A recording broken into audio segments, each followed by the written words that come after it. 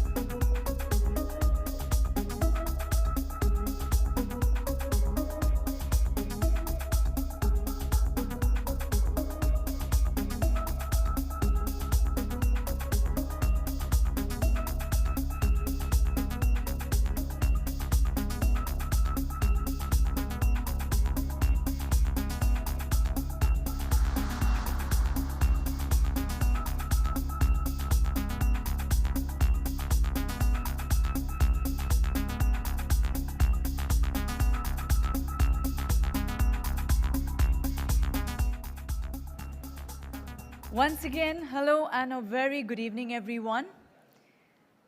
For those who met me since morning, hello again, and those who have joined in right now, this is Madonna, your host, and on behalf of HDFC, ERGO, and Great Place to Work, I welcome you all to the Wellness Confluence.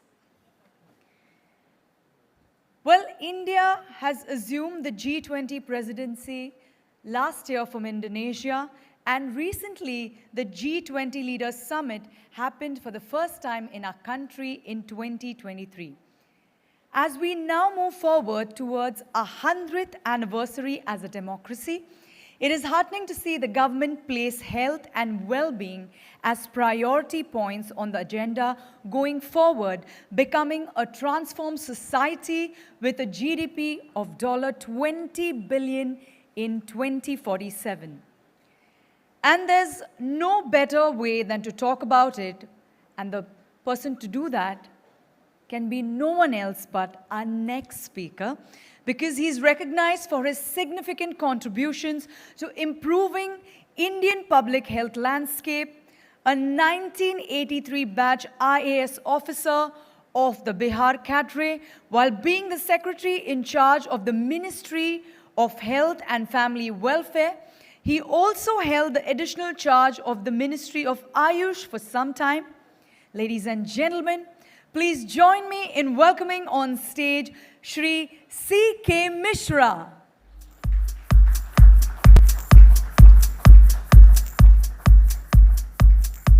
Good evening, sir.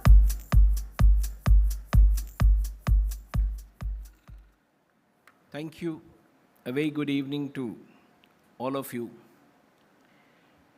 And thank you very much for having me over. As I stand here before you to deliver what is commonly known as a keynote, I don't know why we call it a keynote, but whatever that means, I am a little confused, hugely excited, and delighted. Confused because, the debate over health, well-being, wellness can lead into so many directions that it is very difficult to get a coherent bit on that.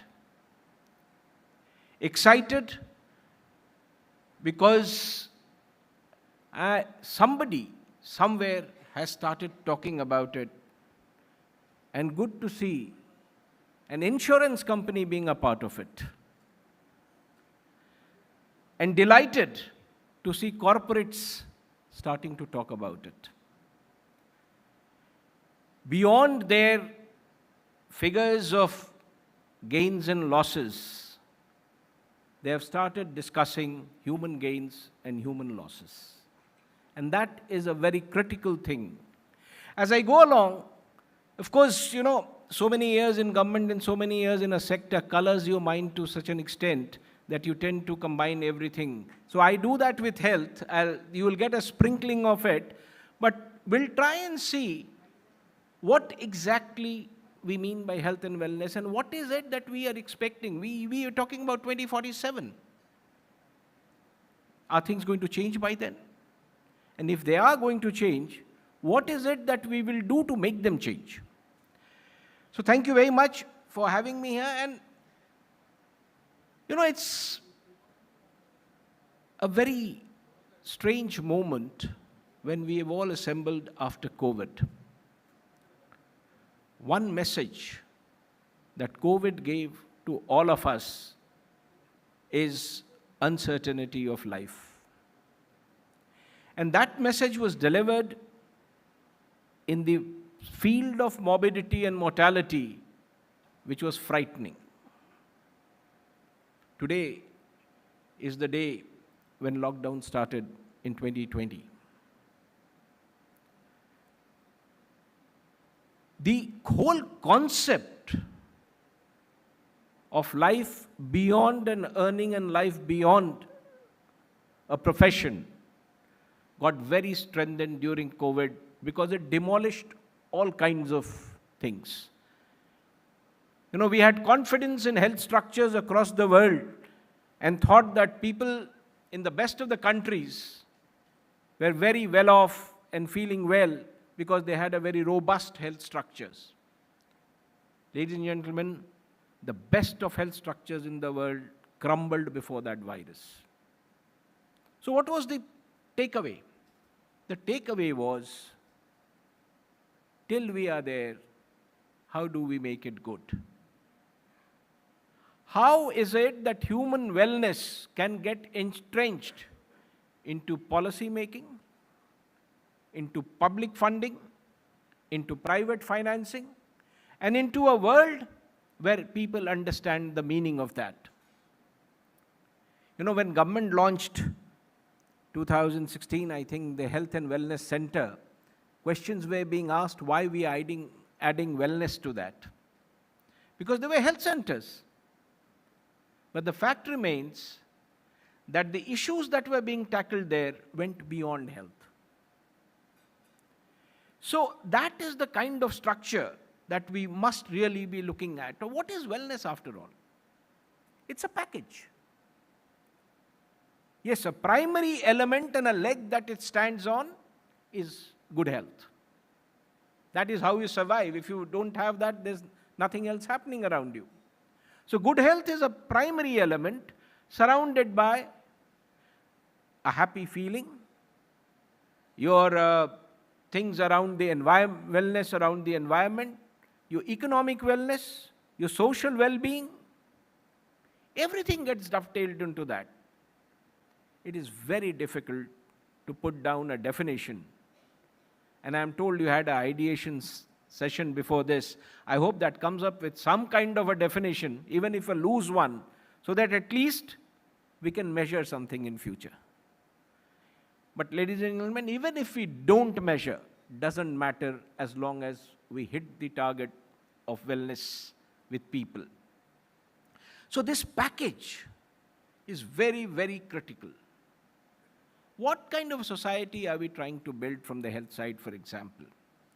Are we trying to build a society where we ensure that we prevent sickness, promote happiness? Or are we trying to build a society where we invest a lot and assure every citizen of the country that if you fall sick, I'll treat you? My vote would be for the former. We need to create a society where right from the beginning, we sow the seeds of well-being and health in everyone, and the investment goes in that direction. Unfortunately, the investments that are currently going in India are in the opposite direction of treating the sick. And there are reasons. There are reasons why we do this. But I don't think that is the best thing to do. We moved ahead a lot. I mean, it's not as if India still is in the same stage where it used to be earlier, where, mothers died during birth and children died during birth. We've moved ahead and we've done very well in life. But the question to be asked is that enough? And the answer is, we haven't yet understood the entire magnitude of the problem. So we neither have an answer nor a solution today. We're still struggling to find where we really want to go. In a corporate setup, for example, you say we want to see everyone happy and well. So there's a medical checkup. There are some sessions on motivation. But nobody is approaching the individual from the aspect of the individual. It's a corporate aspect approaching the individual, not one individual approaching another, or within the individuals approaching themselves. So these concepts, I think we need to really, really change. How do we really see this wellness growing in 2047? And what are the elements that we really need to keep in mind? First is, in our general society, and I am not limiting myself to metros like Mumbai or Delhi. That's not where our population is. You still think of wellness in these metros. You don't when you go to tier 2, tier 3, or the villages. So what is it? The first and foremost thing is that everybody knows, but overall, there is a huge lack of awareness. One example, why is it that in India, there is no health-seeking behavior? It's very low. That's part of an individual's wellness story. I am sick, but still I would not go to a doctor. There are many reasons to explain that. And the second critical element arising out of this is that there is no access. Where does one go? And who's going to create that access? To create that access, I firmly believe that we now need to switch to newer public policies. Then that access will... Access is not about brick and mortar. Access is not about creating 150,000 health and wellness centers. Access is about actually allowing an individual to seek a remedy that he wants to seek, and making that remedy available. Of a bucket list of 10, you may do only 5, but at least that 5 needs to reach that individual. So that is the kind of access we really should be talking about, and this is where we need to seriously think of new strategies of approaching that. And the third critical element that emerges out of all this is, where are the resources to create this access, to create this well-being, and to provide the physical infrastructure that is required to really get it going? Even on basic health, the resources that the government of India allocates is inadequate. Particularly so, and when wellness is concerned, I am not speaking on tertiary health. I am talking about primary, preventive, promotive health, which is the basis of a well-being of a human being.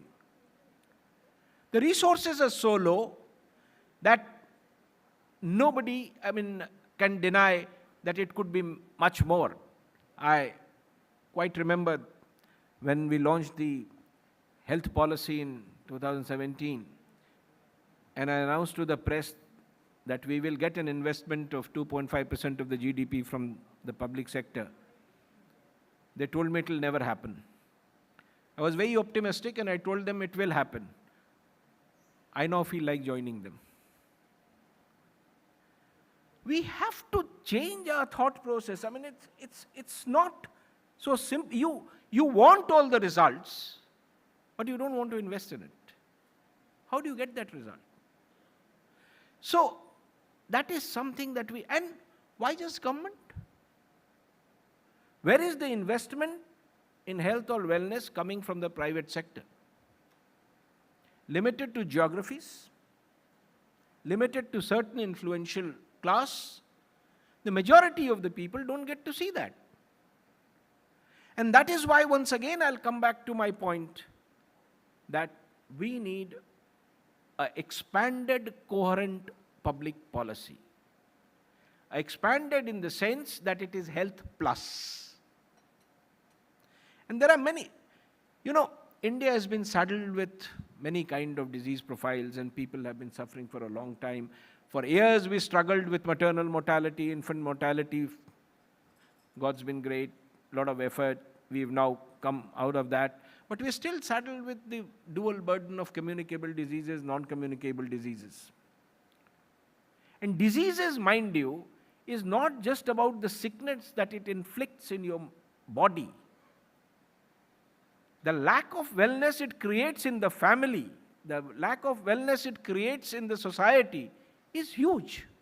So it's not just one person who's suffering from a disease. Today, as we speak, it's World TB Day.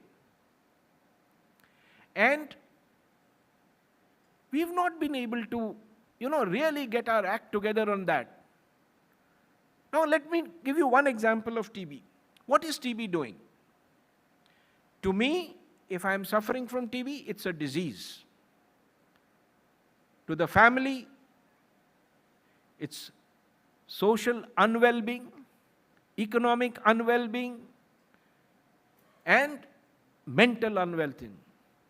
One of the huge things today is mental health.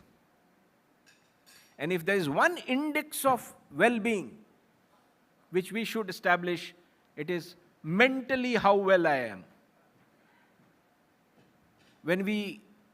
I'll again go back to 1516 when we wrote the Mental Health Act. Now, if you ask me honestly, that Mental Health Act is a directive to treat someone.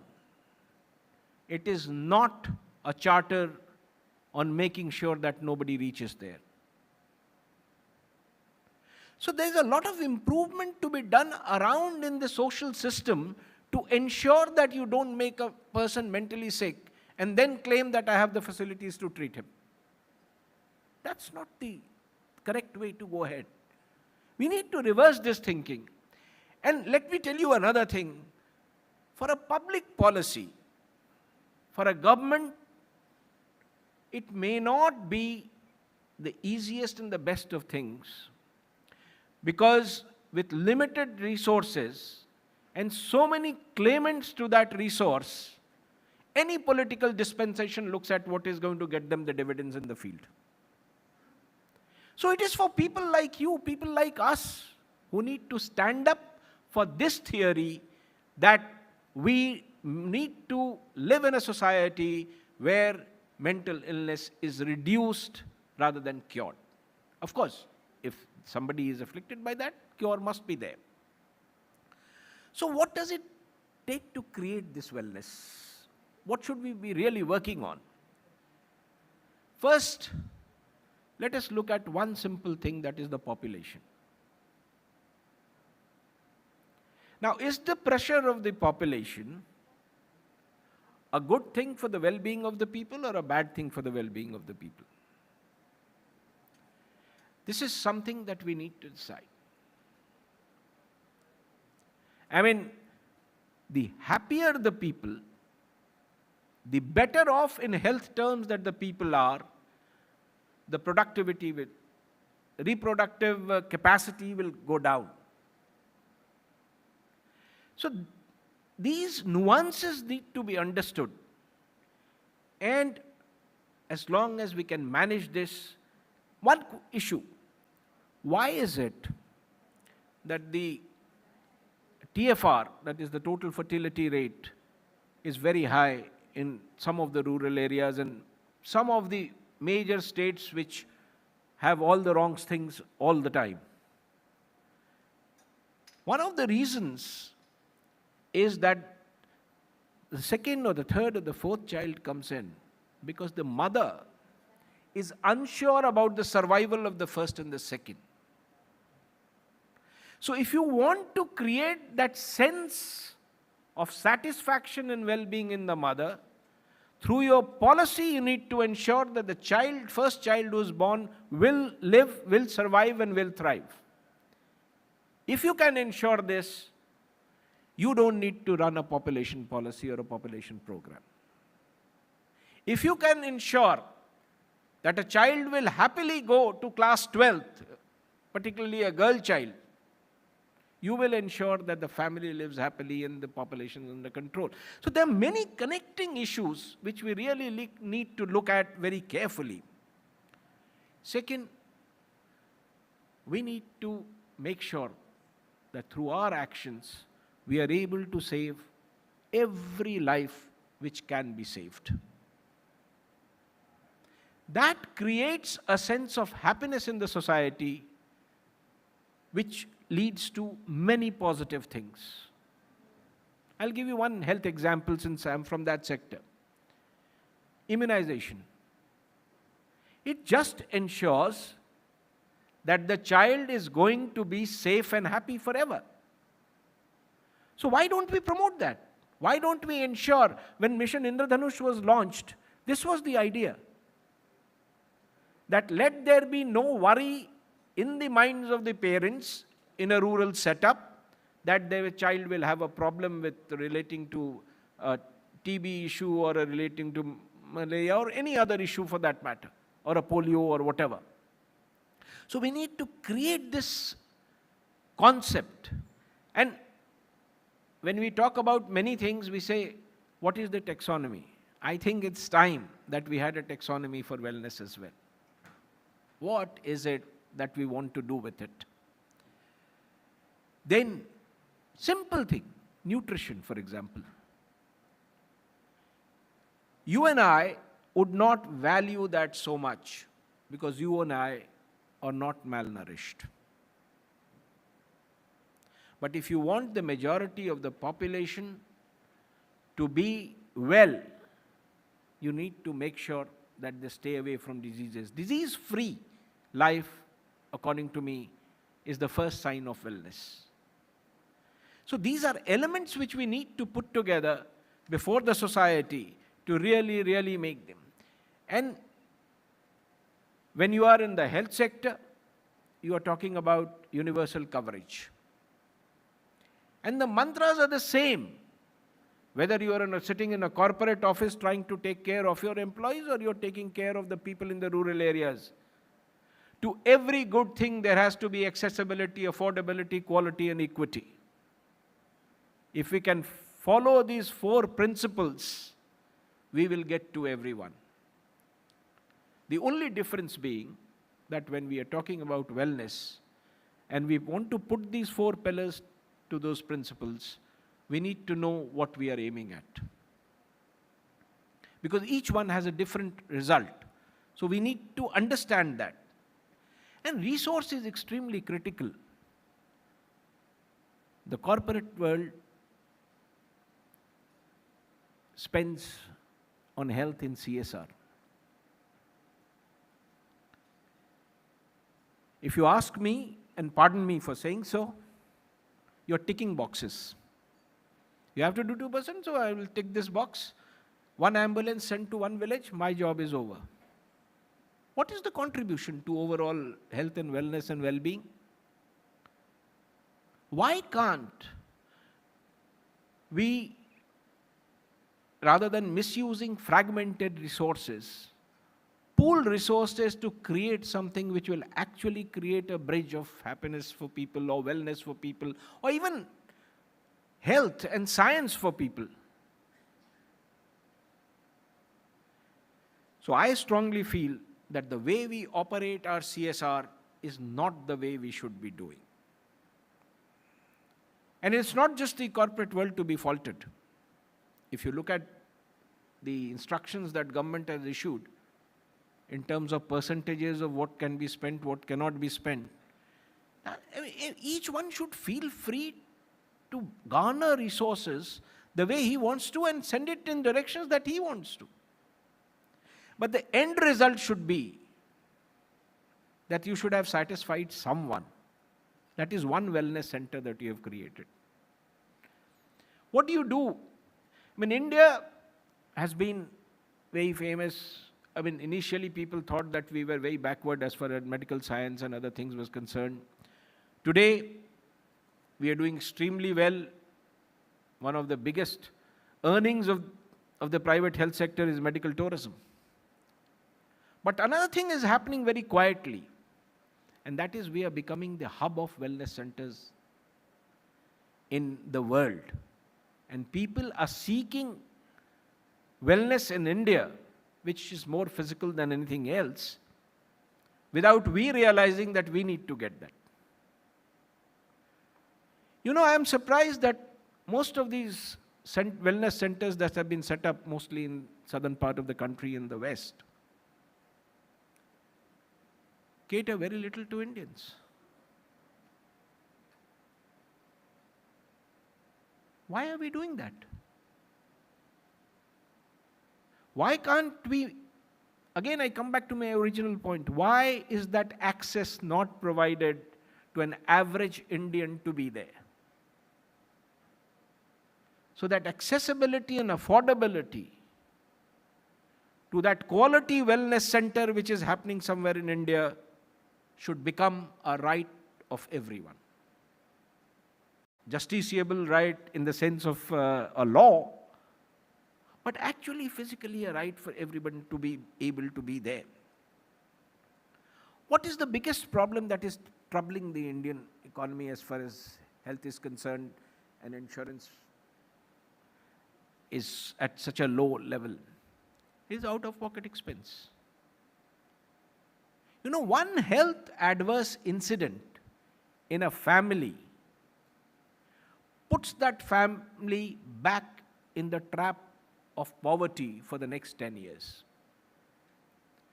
We are talking about wellness here, and we are talking about mental happiness and index of wellness. That family will get none of them for the next 10 years. So what do? Do we approach them with our ideas of wellness? Or do we make sure that that catastrophic expenditure which he had to undergo does not happen?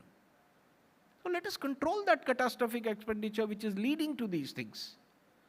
So the point I am trying to make is, instead of creating a web of wellness solution, let us first create a web of solutions of things which lead to people not being well.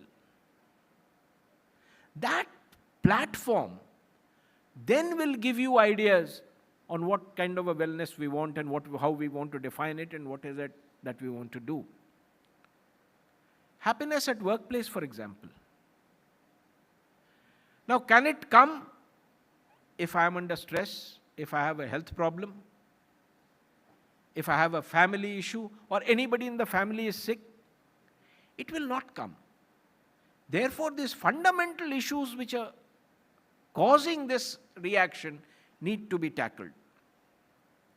And we've done extremely well in human growth, and we are known globally for many of the things we do. And we saw during COVID how strong we are and what we can do.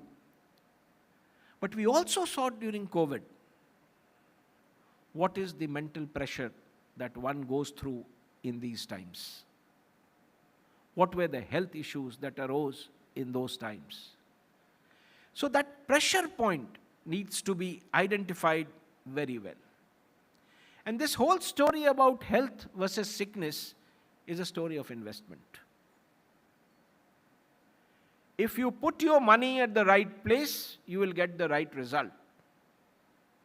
If you ask me, if the government of India today has 10,000 crores additional, with which they want to build big hospitals, at the risk of being disliked here, I'll say don't build big hospitals, put that in preventive promotive health. That is what the country needs. The policy has to be of preventing illness, sickness, sadness. How do you invest there? The simple way of investing is looking after the child from the time he is born to his adulthood. And if you can track that trajectory, you will actually make sure that he sees a story of wellness.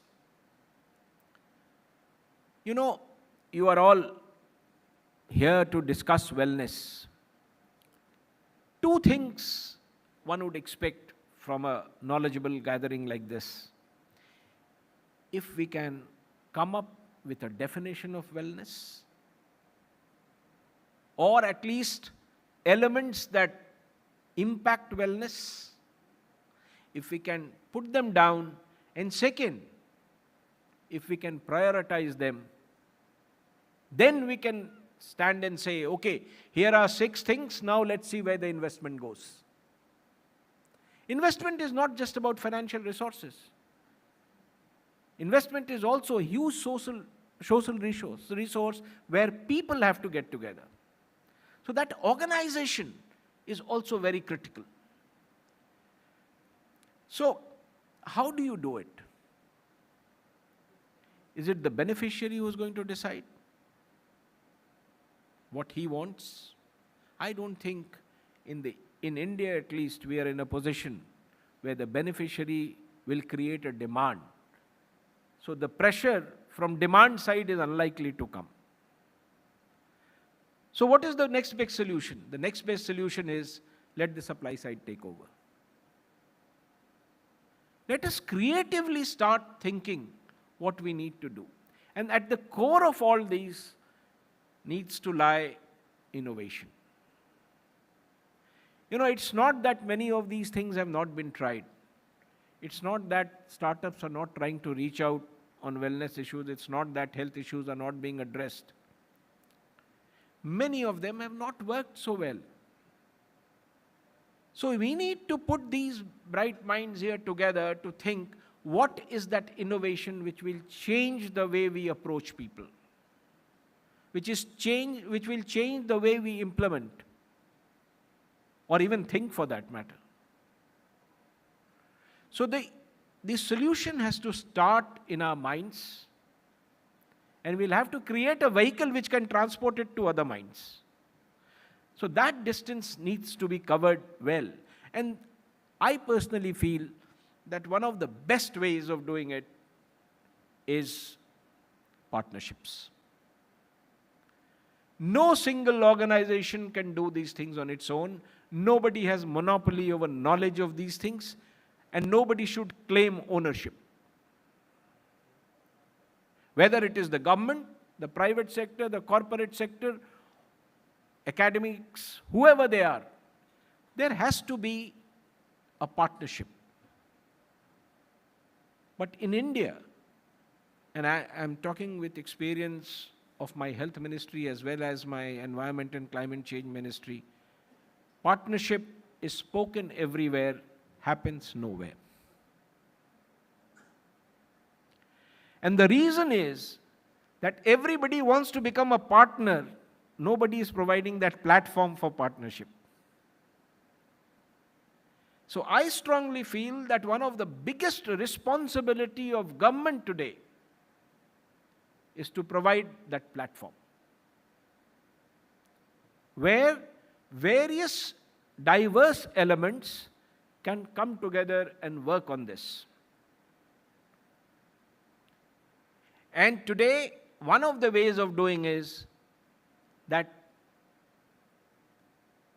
the Department of Health and Family Welfare should be the Department of Health and Wellness. The day you decide that wellness is my principal core aim, things will fall in place. You will do what you are asked to do. And that ask will come from the task that is given to you. Let's redefine that. Let's redefine that in our individual workplaces.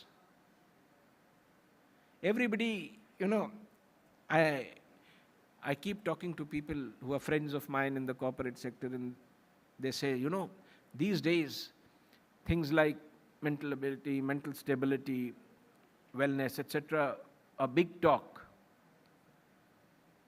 But the fact of the matter is that when the time for assessment comes, the assessment is merely on how you have done.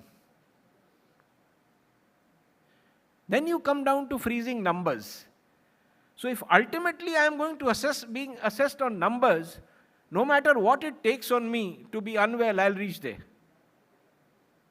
We need to discourage this. It's not an easy thing to do.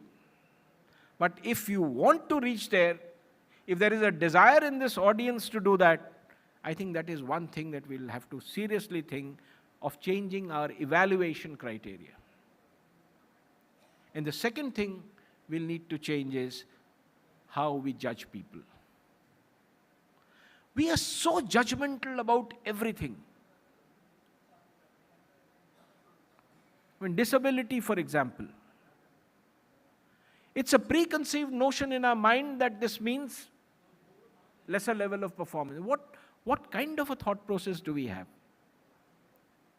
So wellness, when this audience discusses it, ladies and gentlemen, it's not for you. It's for who you interact with, who you target, who you approach. And I think your wellness depends on his or her wellness. So if we are able to look at a policy chain which takes all these blocks in mind, perhaps we'll have a solution soon enough. I don't know if that soon is very soon. But we can make attempts. Because at the end of the day, as I said, one COVID is enough to wipe out all aspirations, all happiness, everything. You may be the best, still you don't survive. Therefore, and this is something that has been said very often philosophically, and I am saying it as a matter of fact. Therefore, if that is my limitation, I might as well feel good till then. Let me be happy till then. So with that in mind, and health and wellness are critical elements to longevity. We are talking about population. If the current young population that we are very proud of is not directed in the right sense, that dividend will become a problem. It will no longer be a dividend for us. If they are unhappy lot, we can't see growth in the country. So we need to plan. We need to plan to invest, create partnerships, innovate. And ladies and gentlemen, I think apart from this, what we really need to do is that we need to become pressure groups to see that policymakers are more tuned towards preventive and promotive health rather than curative health. There is no country which can afford to have no curative health. Sickness must be treated. But it is this delicate balance, and you need to see if limited resources are there, where do you put your resources? I would say preventive, promotive health. And I would be extremely happy if the outcome of this conference gives a direction or a new thought, a new perspective to what we talk about wellness and health. These are loosely styled words. Everybody uses the way we want to. I think we need to create a common dictionary. And it is gatherings like this which will do that. So ladies and gentlemen, if you really want wellness to be the theme of 2047, you need to think out of the box. You need to release resources and not think twice about it. You need to make optimal use of that resource, and you need to innovate, and you need to collaborate. If you can do all this, 2047 looks good. 100 is always a good number to be there. So thank you very much, ladies and gentlemen, for having me, and thank you for giving me this opportunity to speak to you. Thank you. Thank you so much, sir, for enlightening us with those wonderful words of wisdom about wellness and mental health.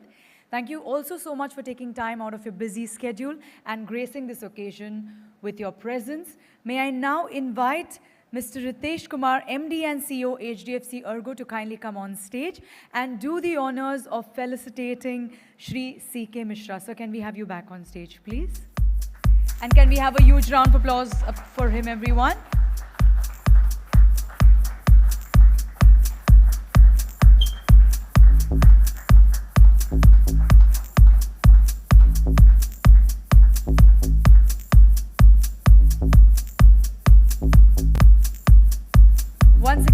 have a huge round of applause, everybody?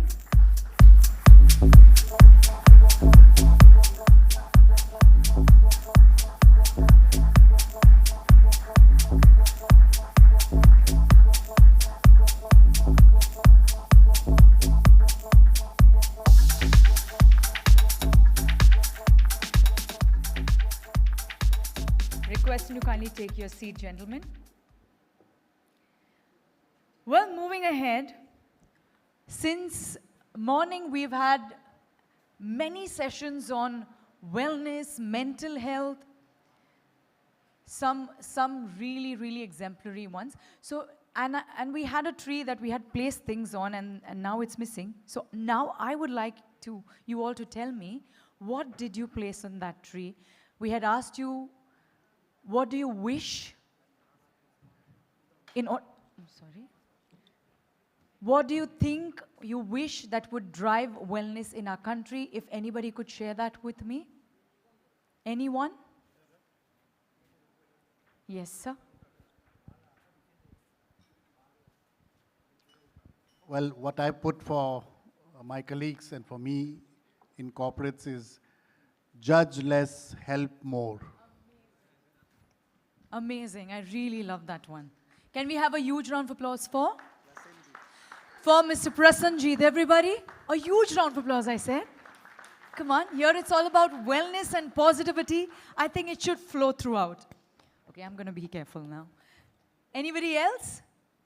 What was placed on your tables? What do you think should work in terms of wellness in the country, even in the smallest way? If anyone could share it with me. Yes, I'll come towards you, sir.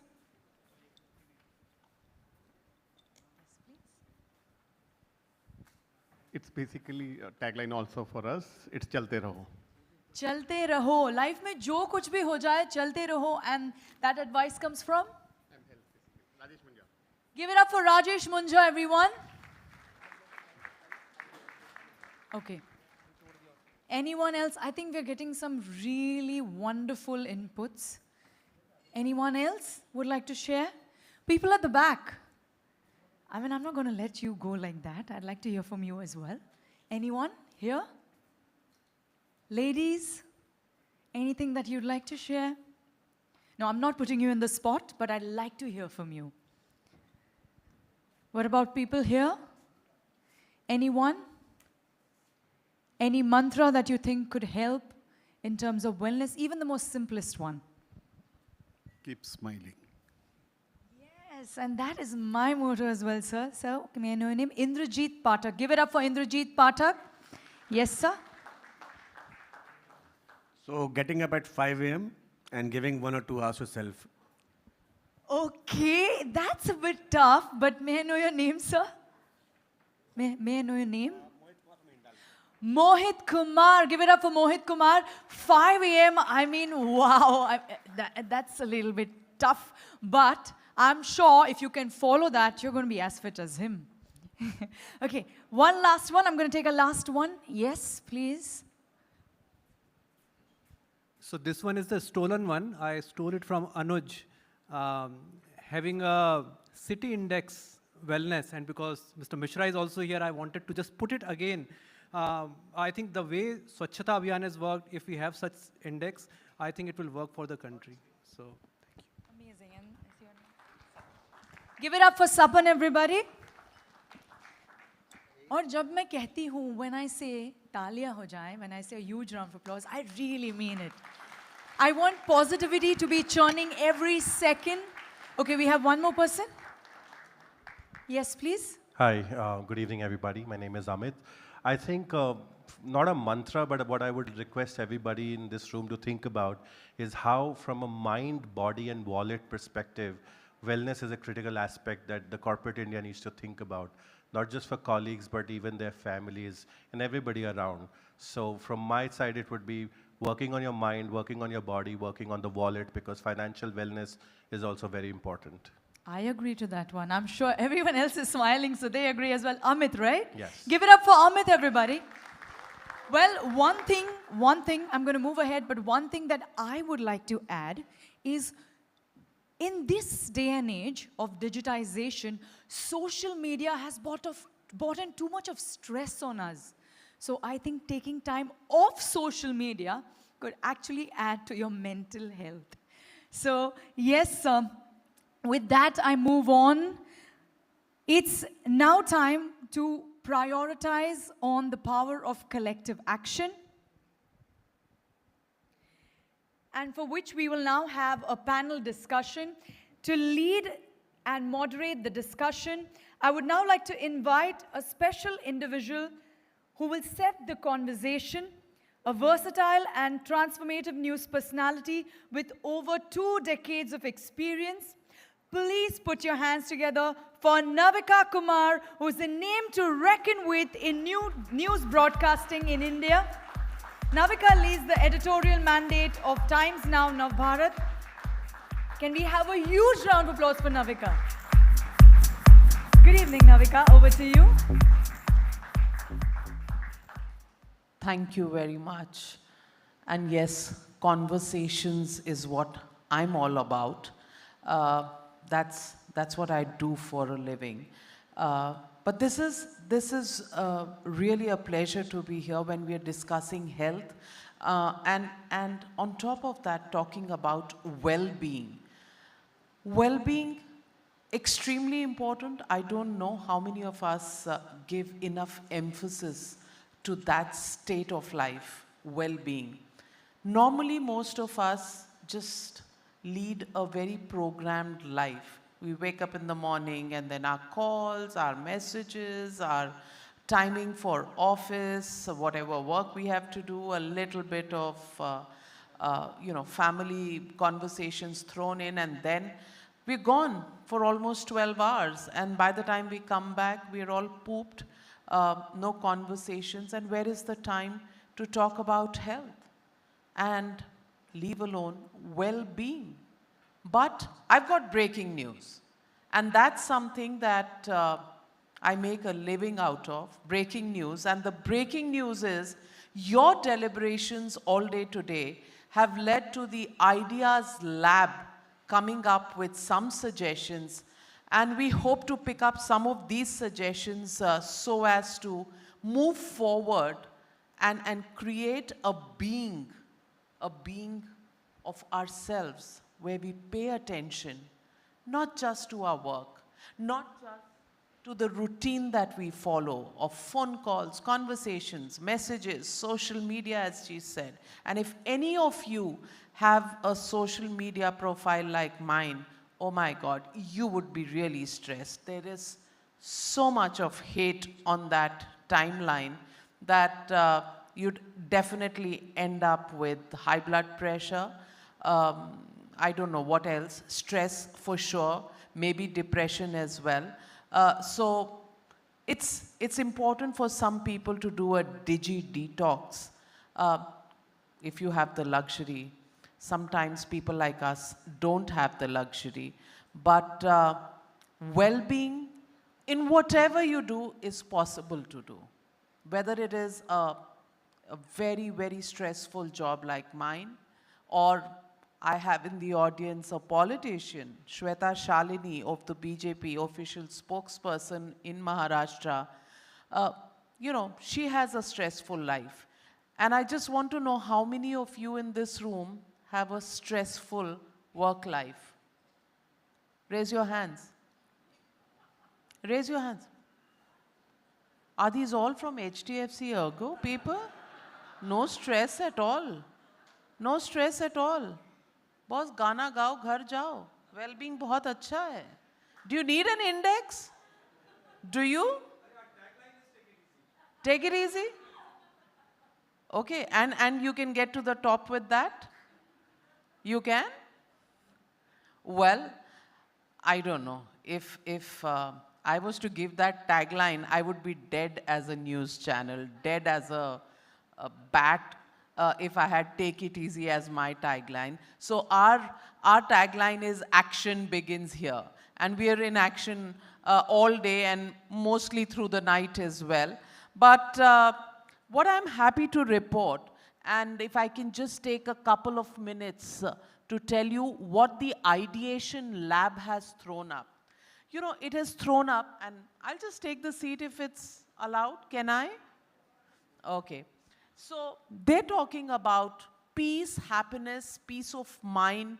They're also talking about a balanced life when they talk about well-being, peace of mind and body, a healthy body, fit body, energetic, feeling good about yourself, optimal mind, body, strong. So basically, happy, being happy with work.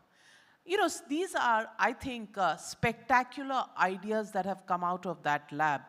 Because frankly, at the end of the day, what are all of us striving for? Your money, your job satisfaction, your best job, your targets, what is it all meant for? At the end of the day, it's meant to just create that happiness quotient in your life. It's as simple as that. When you want your children to do well, when you want to do well yourself, when you as a company want to do well yourself, it's all for what? For happiness. Because that is what you get when you hit a number 1 or a number 2 or a top of the charts. It's all about happiness. And while having the objective of being happy, if you don't enjoy your work, if you don't enjoy your life, I think it would be all very pointless. And that's what we would take. There are ideas that have come out which say corporates, they should have an environment to share, speak up. There should be key delivery areas. There should be a culture of trust and confidentiality. That needs hard work. Trust and confidentiality. Important words. And requires sometimes just a little bit of effort, and sometimes it can make a world of difference. Design well-being first initiatives, personalize well-being journeys. For individuals, it means happy hours for self, partner in conversations, take charge of self, financial well-being, something that was discussed earlier. And for administration, it should be about creating awareness, bringing everyone together as a partner, and creating well-being forum. Also, affirmative actions and policies that could be required, what the lab has suggested, that we must create, must have well-being goals as business goals. Otherwise, we'll never do it. Because I think Indians are also programmed in a manner in which that if we think anything other than work, then we feel guilty about it.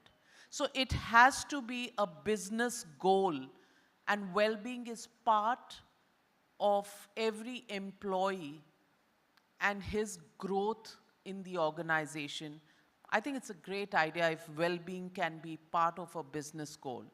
Budget for well-being, well, I hope the CEO and the MDs and DMDs are all listening to this one. Budgets for well-being, extremely important.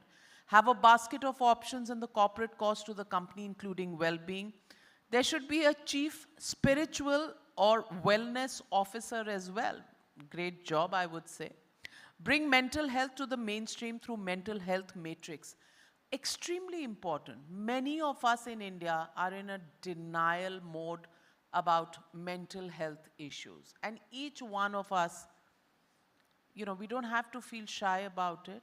Each one of us has a trigger point which causes us mental distress. Do we recognize it? Do we even acknowledge it? That is the challenge. And conversations in corporates on the issue of mental health matrix, extremely important, because we can only resolve it when we begin to address it, acknowledge it, and recognize it. So extremely important, and if this can happen on a larger scale from here on, I think it would be a step in the right direction. Well-being also part of compliance. Implementation should start at the micro level. These are all ideas that have come up from the Ideation lab that all of you here have gone into. And I just want to tell you, ladies and gentlemen, the breaking news is with you. It is what we make with this news the news that we can use, that's when it becomes of any use to us. How are we going to do that? Well, we're going to discuss this, create a habit of life, come all together, and we have to be taking a multi-dimensional approach to this, going just beyond India Inc. or government. It has to be going across to every single individual. And how we are going to build on this entire process, for that, I'd like to invite on stage our esteemed panel tonight, Shweta Shalini from the BJP. Thank you, Shweta, for joining us today here. She's the official spokesperson and advisor to the Chief Minister of Maharashtra, Indian politician, young woman, dynamic. How the government can play a role is what we like to ask her. Let me also welcome on stage Mr. Anuj Tyagi. Mr. Anuj Tyagi has more than a 2-decade work experience, and he's the Deputy Managing Director of HDFC ERGO. Thank you very much for joining us. Also joining me this evening on this esteemed panel is a very, very important individual, the person who's worked on this index, Yashaswini Ramaswamy. Recognized as one of India's leading serial entrepreneurs, she is the Chief Executive Officer of Great Place to Work Institute of India. Welcome on board, and Great Place to Work Institute of India. We need to all be your students and get a leaf out of her book because she's an entrepreneur and has contributed to the IITB Innovation Center and also serving as a governing council member of the ISBR. It's also time to invite Dr. Sanjay Arora, the founder of Suburban Diagnostics, a leading diagnostics center and path lab offering its services across Western India. He's also a TEDx speaker. Dr. Arora has spoken at various conferences and events, sharing his entrepreneurial journey, experiences, and learnings. Welcome on stage, Dr. Arora. Also, let's put our hands together to invite Ms. Arushi Sethi, the founder and CEO of Trijog. Know Your Mind, a progressive platform for mental health care and holistic well-being, transforming over 25,000 individual lives. Amazing. Lovely to meet you. She's also a board member and chairperson for the youth section for the World Federation of Mental Health. And finally, Khyati Rupani, founder and chief nutritionist at balancednutrition.in, Times Award winner. She has catered her penchant for health and lifestyle management by creating balancednutrition.in, which is now an app helping more than 20,000 people globally. And I certainly need to be on that app ASAP.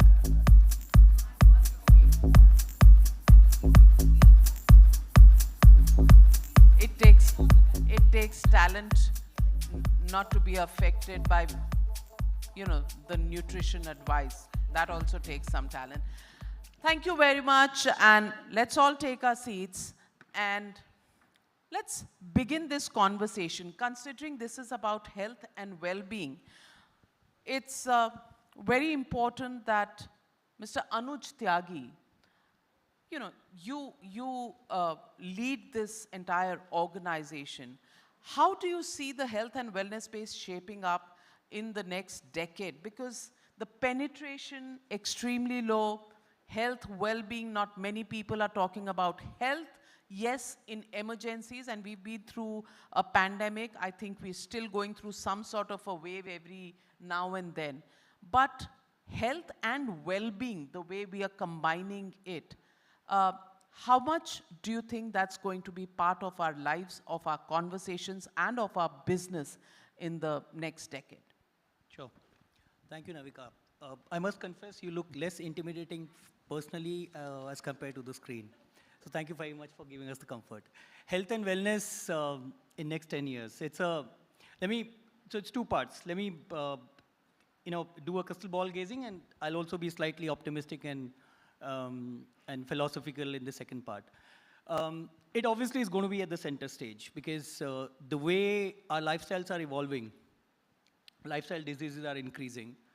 That's the negative part of it. But at the same time, with the communication medium that we have, the availability of information, the availability of infrastructure around it, is also now there to create more awareness about health and well-being, and well-being specifically, because health is a very, very large subject, as Mr. Mishra also said, and well-being is, so sir, at least in the ideation lab, we could try and arrive at some definition of well-being which says physical well-being, mental well-being, emotional well-being, and financial well-being.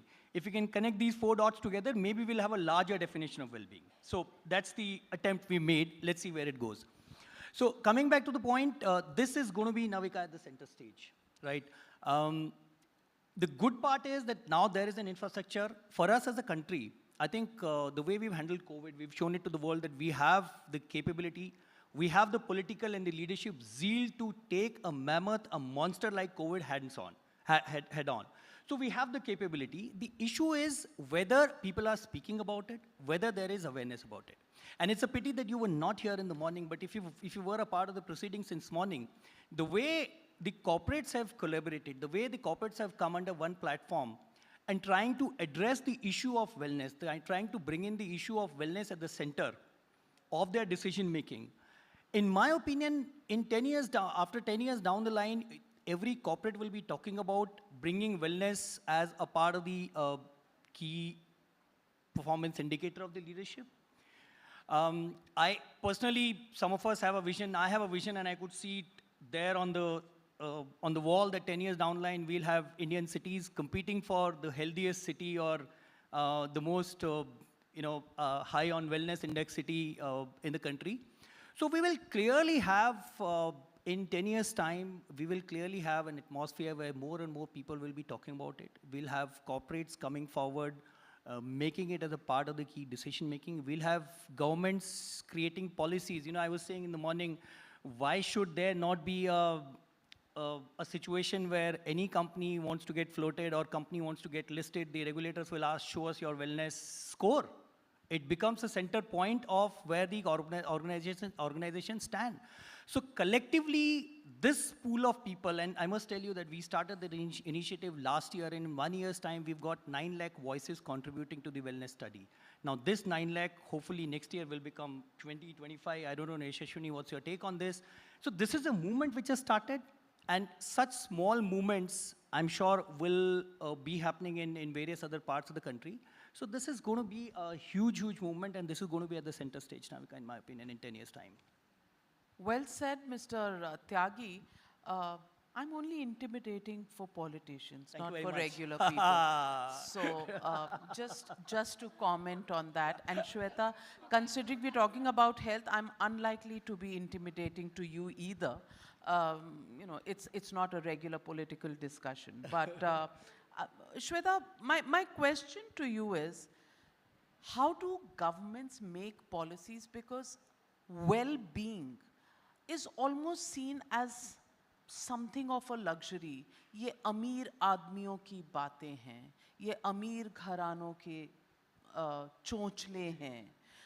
That is how our society has normally looked at it. And we, in our country, possibly don't even refer to the word mental well-being simply because going to a counselor, going to a psychiatrist, as we are known to call them, is seen as a social taboo. मैं पागल हूँ क्या? आप मुझे भेज रहे हो counselor के पास? That's the kind of response people normally get. How do governments get into this space of well-being, mental health, and create awareness about this being a regular health issue like a cough and a cold rather than a taboo topic? Am I supposed to scream here also, or will I get a mic? Okay, great. Thank you so much. So let me answer first from the government point of view. And I think Anuj said it right.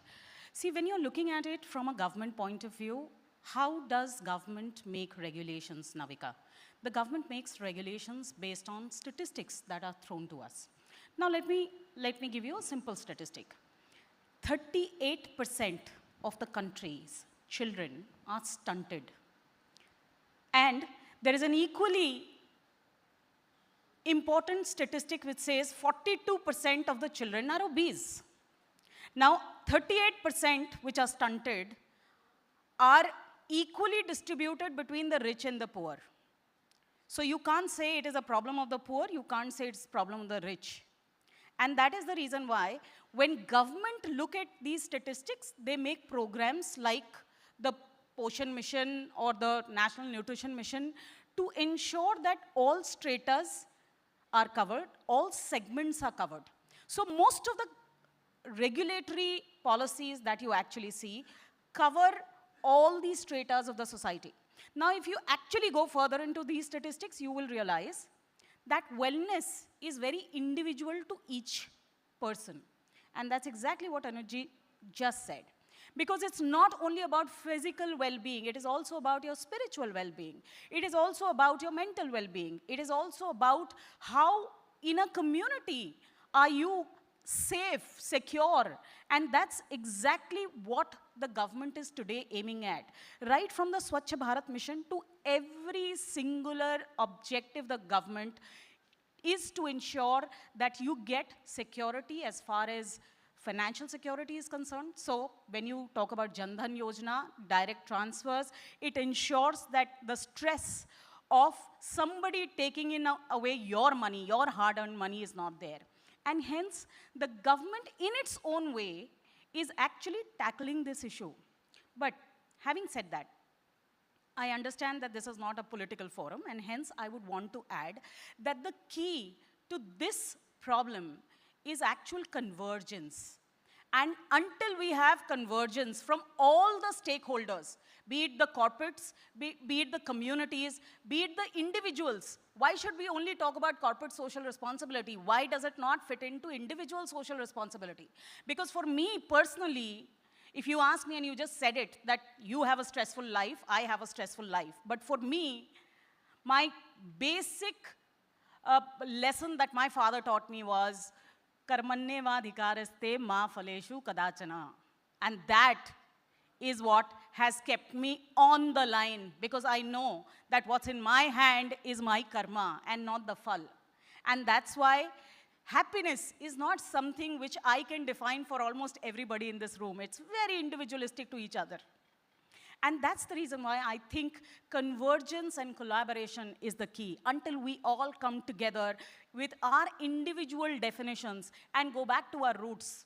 I think if you actually look at the food that is being sold to us, the fads that are being marketed to us, the words that are being used to market things to us, we need to somewhere stop, look back and go back to our roots. And that's exactly what the government is now saying. They're saying that in the PDS scheme, now we want to have Sri Anna, because that's where we started.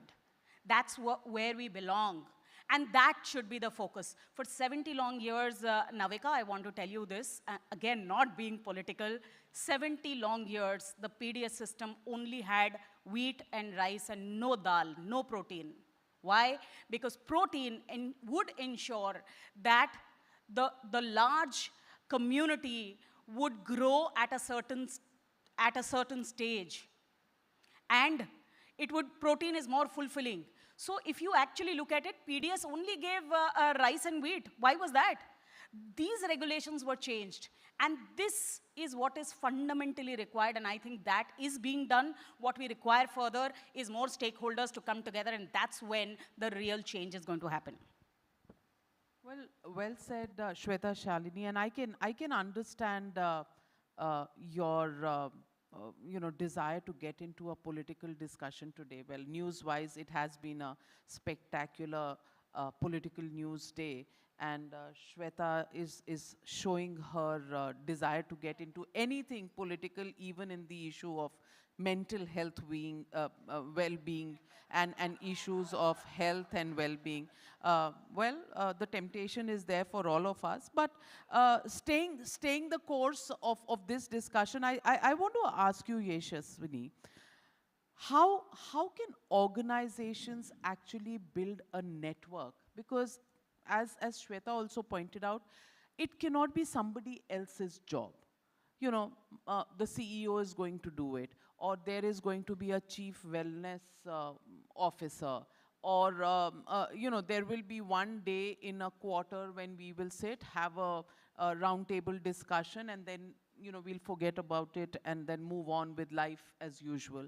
How do we make this whole routine a part of our lives, of our daily existence, and of an organization's you know, things to do on a daily basis? Yeah, thank you. And good evening, everyone, and lovely to be here. Navika, I think at Great Place to Work, we see it as a movement. I know you said institute and all of that, but a small correction is on the ideation lab of it, we finished phase 1. So watch out, there's phase 2, which is going to have a lot of other voices that's going to come up. And we've published some fantastic research in the area of well-being, which covers 9 lakh voices, and this is year 1. I think the way I see it at Great Place to Work is fairly simple. I see it as 3 C's, and pardon the jargon for it, we're known to throw jargons. I think first is communityship. I see Great Place to Work as a movement that is building communities. And I was sharing this with our friends in the morning, saying that if every responsible employer does his or her or their bit to create a great workplace culture, which is inclusive of well-being, employees are also citizens of our country. So thereby, I think the role that we play is extremely important, and we are microcosms of our country called India. So I think there is a huge sense of responsibility and communityship. And today we're gathered here to celebrate India's unique companies which have invested a lot in creating workplace cultures and well-being, which is going to follow us. So if you look at the room here, Navika, it has practitioners who walked the talk. This is just not talk. This is an audience that's walked the talk, that's practiced it, that's given us data. And I am so grateful for this opportunity that we're all gathered here to celebrate that. Big round of applause for yourselves, audience. Absolutely. Thank you all, and I've had my friends, you know, flying in from all over, Krishna, Prashant, all of you, Vishy. So, you know, so it gives me confidence that we're going to move beyond the talk. So there is communityship, there is citizenship, and then there is celebration. And that's the way I look at it. And at Great Place to Work, we're just committed to a movement. We don't see us as a corporate organization doing a corporate transaction. We see us as an organization filled with purpose, with a vision, which is to make India a great place to work for all. Absolutely. And very well said that the approach is not transactional, it's more visionary to create a movement. It's extremely heartening because, you know, some of these things in our daily busy lives, we don't even pay attention to the importance of some of these things. But a huge salute to people who are working on this and trying to make this, because at the end of the day, you know, your quality of life, and Shweta, I'd like to say this because whenever I've had a conversation with the Prime Minister on some of these offbeat issues, I'll let you in on a secret. He very often has long discussions on all issues non-political.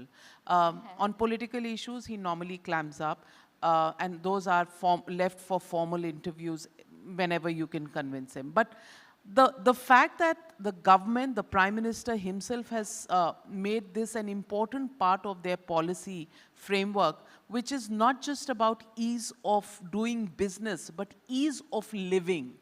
And that is an extremely important cornerstone, I would say, if we can actually inculcate this in our daily lives, because your financial well-being, part of ease of living, how do you get there? Extremely important, your mental well-being, your physical well-being. And to that, I want to turn to Dr. Sanjay Arora.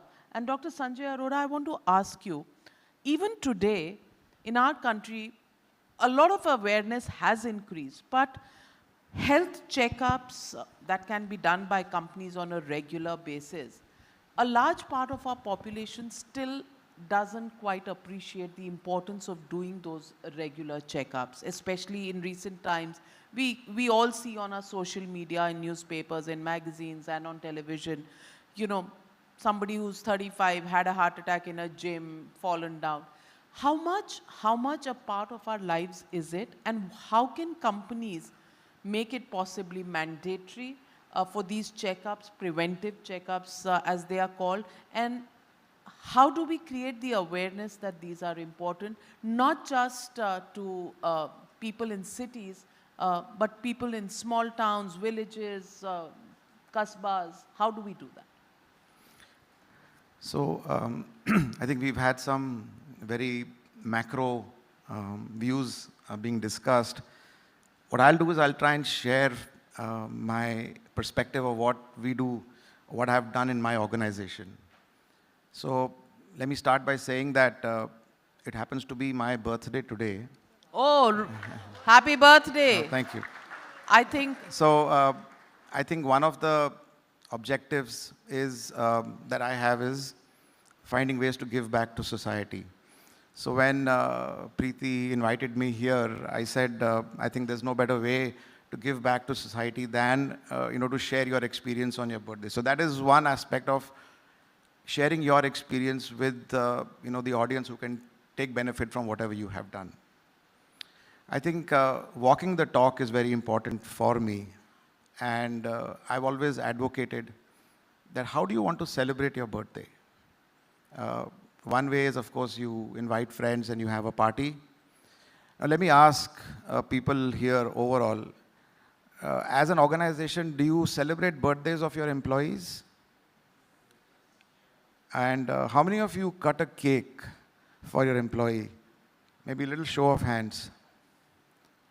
So what if everybody does, they're just not raising their hands. Am I right? So I'm Come on, raise your hands, guys. I know it's afternoon, getting to evening.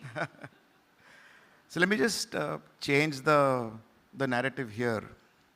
If you really want to practice health and well-being, instead of cutting a cake, what if you cut a watermelon? Think about it.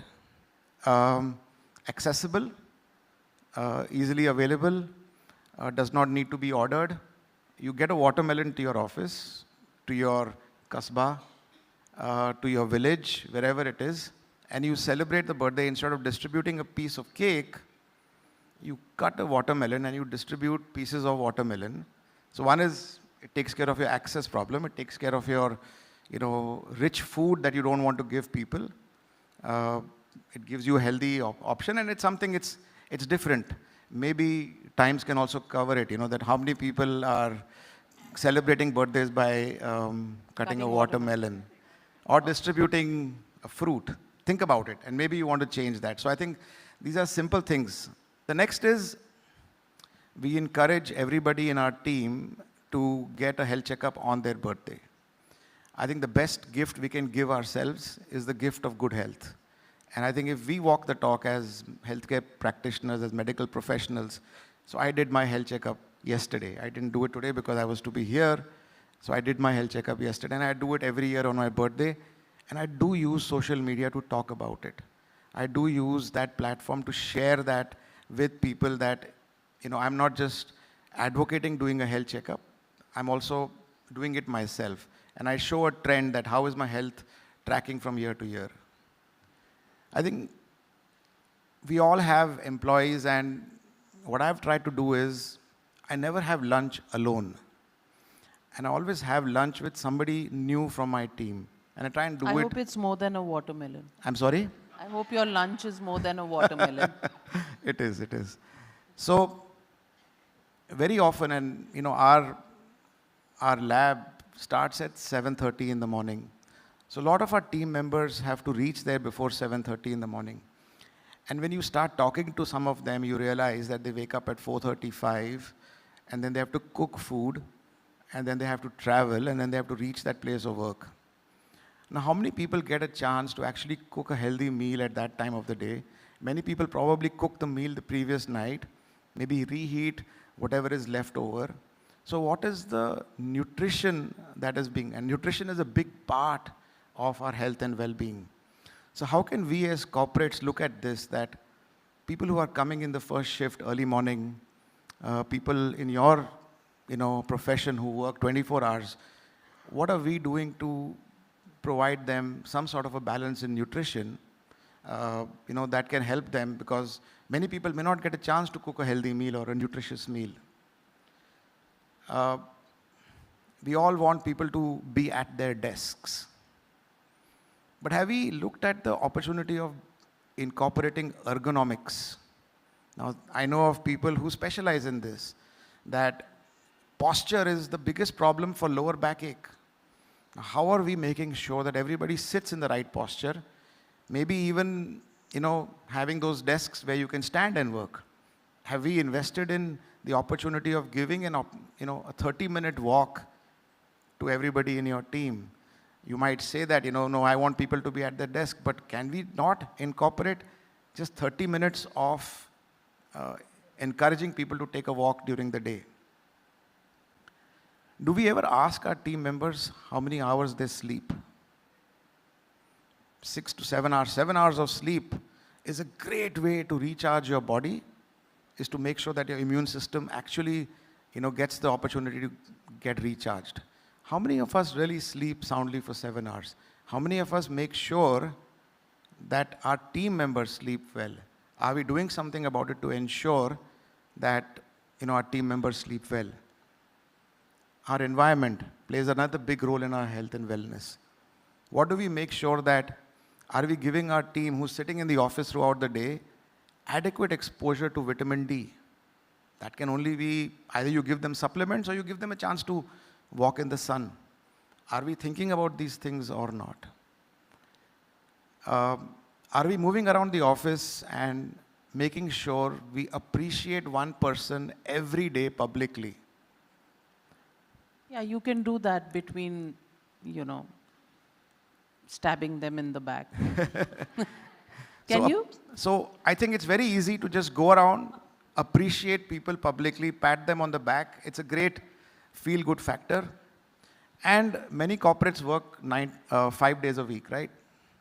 I would sincerely, this is my experience, please do not give any hard feedback on a Friday.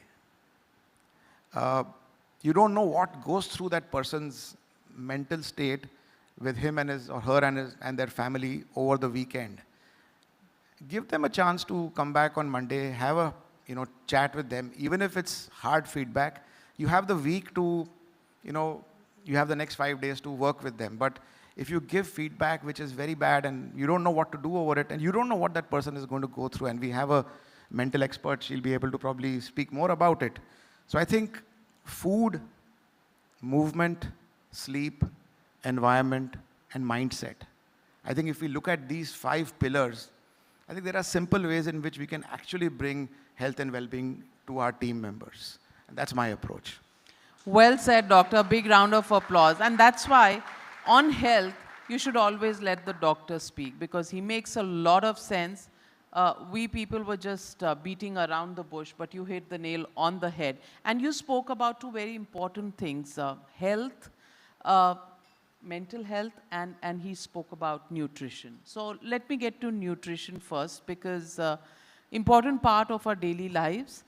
How do you think the best way that the points made by Dr. Arora can be incorporated in an organizational way, especially the fact that he said there are people who come early in the morning, first shift, don't have healthy meals. How can organizations actually create an environment and be the support system for such employees? Certainly. My name is Khyati Rupani, and I'm sure everybody knows I'm a nutritionist, but I won't bore you guys with bad diets, boring food. And intermittent fasting. Intermittent fasting. So I would like to add one more category here, and that category is women. women and nutrition is so important in our country today, but it is the most neglected. If you see, we are always anemic, whether it is the higher economic background people or whether it is those who are in the slums. So let's start with each and every one over here. First of all, I think at the government level, nutrition labeling you were saying, usko theek karna chahiye. Today I find purchases being made which are so expensive, but ye to cholesterol free hai. This particular oil is cholesterol free, and then I look at them and I say, all oils are cholesterol free. A degree I have, I'm not lying, but all oils are cholesterol free. Nobody knows this. क्यों marketing करनी है? क्यों 600 रुपया litre कुछ भेजना है? You know, cholesterol is an animal product. So what we see when we see our lipid profiles, we see LDL, VLDL, triglycerides. They come from your oils because you tend to use the refined oil. You tend to use oil in Indian khana. Oil is everywhere. Secondly, cholesterol जो हम बोले जाते हैं, we say अरे घी खाना बंद कर दो, और we have काजू खाना बंद कर दो. काजू में तो cholesterol है ही नहीं. So see, we battle so much of this every day that I keep doing endless videos. And endless videos would mean please circulation. And circulation would mean app. I saw outside, there was a BMI calculator, but we already have it. So why waste time? Just spread the word, get your BMIs done, get these facts right. Even butter, cholesterol-free butter, brand ka naam nahi le sakte, but and I say it in Hindi so that the video reaches everywhere. Sab sun paye. So it reaches everywhere, even in Canada sometimes. And I just tell them that why have that? Because, pata hai, mammiya, sasuma, they used to hate dalda. They said, dirty, you shouldn't have dalda. Why? Because that's hydrogenated, that's oil that has gone through a very, very bad process. So, but you're getting dalda in the house for your child now. You're applying it on your butter and thinking so good about it कि यार चलो पति को cholesterol नहीं होगा. नहीं, उसकी arteries फिर भी clog होगी. Because it is hydrogenated fat. Now see, everybody here is like, oh, okay. But ऐसा ही है. This is what it is. So nutrition labeling means कितना sodium होना चाहिए. What is a good biscuit? Brand names ले लूँ. Oreo and Digestive. Digestive has higher calories. It may be high fiber, blah, blah, blah. But this is how it is, just giving you an example. Okay? So these facts need to reach every single person, every place. And initially, the way my story goes is I was extremely fat. I wanted to become a doctor, so I was a chief nutritionist at Leelavati at the age of 23. I didn't care, lab coat pen ke, nobody really cares. But then it hit me that being a nutritionist myself, there was anemia, there was PCOS. I didn't realize. हम घर पे जाते हैं, हम काम करते हैं. So that's when it hit me that who was getting tested, who was understanding all this. And जब खुद पे करो, so I was 98. And now I'm here, 98 kgs to here, free of all those. So nutrition plays a very, very, very big role. Now, hurdles that I come across is we have 18% tax on the programs that, people buy. Now, the woman will say, मैं पति को जाके पूछ के आती हूँ. This woman is hemoglobin, I think उसका hemoglobin होता है about 7. She has already seen cholesterol is already there. She's going through probably endometriosis. She is going through hormonal issues. And this one says, मैं पति को पूछ के आती हूँ. And when my team says, okay, take it easy, fine. दूसरे दिन, it's too expensive. Afford नहीं कर पाएंगे. And plus, आप फिर हमें खाना दोगे, which is expensive. So this is what at least we have started. We don't do ads. We are also a company that's just 9 years old, bootstrapped, whatever you say, those words. We still are, coping up with the clientele that we are getting. Indians abroad are using because we are totally online, but at the same time, extremely personalized. तब जाके ये सब पता चलता है. Somebody saying this about health, and then not realizing that tomorrow they are going to land up in the hospital, pay 10 times more. So what I did was tier 1, tier 2, tier 3. But ye gyan we don't get in our BSc. So I said, okay, tier 1, broccoli khani hai, fine. Tier 2, cauliflower khana hai, fine. Third, I feel at the root, grassroots level, na, ye fads ban karne chahiye. Sometimes I see some very important personality sharing something on social media, like, you know, thyroid, cauliflower mat khao, soya mat khao. So if that was really a fact, और हम इतना cauliflower खाते, wouldn't Punjab be hypothyroid capital, आलू गोभी खा के? Come on, common sense. कितना खाना चाहिए? It's all about how much, and why aren't we are so careful, right? Every husband is so careful about बच्चे का insurance in terms of education, बच्चे का insurance in terms of उसको पढ़ाओ लिखाओ, खाना खाने कौन सिखाएगा? खाना खाना कौन सिखाएगा बच्चे को? I mean, the mother is, even in the parties I attend, 3 roti तो खानी पड़ेगी. How? And then you say, the most common thing everybody says, I was so fit. College में तो मैं भागता था. Now, the belly fat is coming. That's because of all that. That's because of no knowledge on when to stop, when to realize what, how. So I feel school में एक subject on nutrition, please, दे दो. Basic nutrition, basics of plating Indian khana. And everybody is, I don't know, going where all, keto, wheat. The Indian thali is the most amazing system of eating every food group very nicely. Nahi, hame firang sunna hai. The other important aspect is also about soya and thyroid. Japan, China, they outlive us. Bahut soya khate hai. So these things need to reach out. So if one app is doing it, why think about commercial, blah, blah. It's okay, just, for me, it's all about just get it there. Just speak about it, talk about it. And first is, of course, GST. Second is, I would say, isko insurance mein dalo. Ye plan ko, please. Okay, because somebody is paying and it's not covered abroad. I have had in the past, you know, letters given from our company saying that this person has taken this program and probably it has benefited him financially. And if the person is actually on a diet plan, kya premium kam ho sakta hai? Good one. This one is a good one. The ball is in your court. Because I'll tell you what, these, over the last 20 years, since I was a student, I was this little naak khusao apni types. So I used to attend all these Anganwadis and I used to have a brain where I used to think, ye kaise bharegi itna paisa? So why not award them? They are on a, I mean, I tell my team, we are now a team of 100, and I tell them, don't expect them to be nice to you. You are making them do something they hate. Kisko diet plan karna hai paise deke? Abhi? Zero.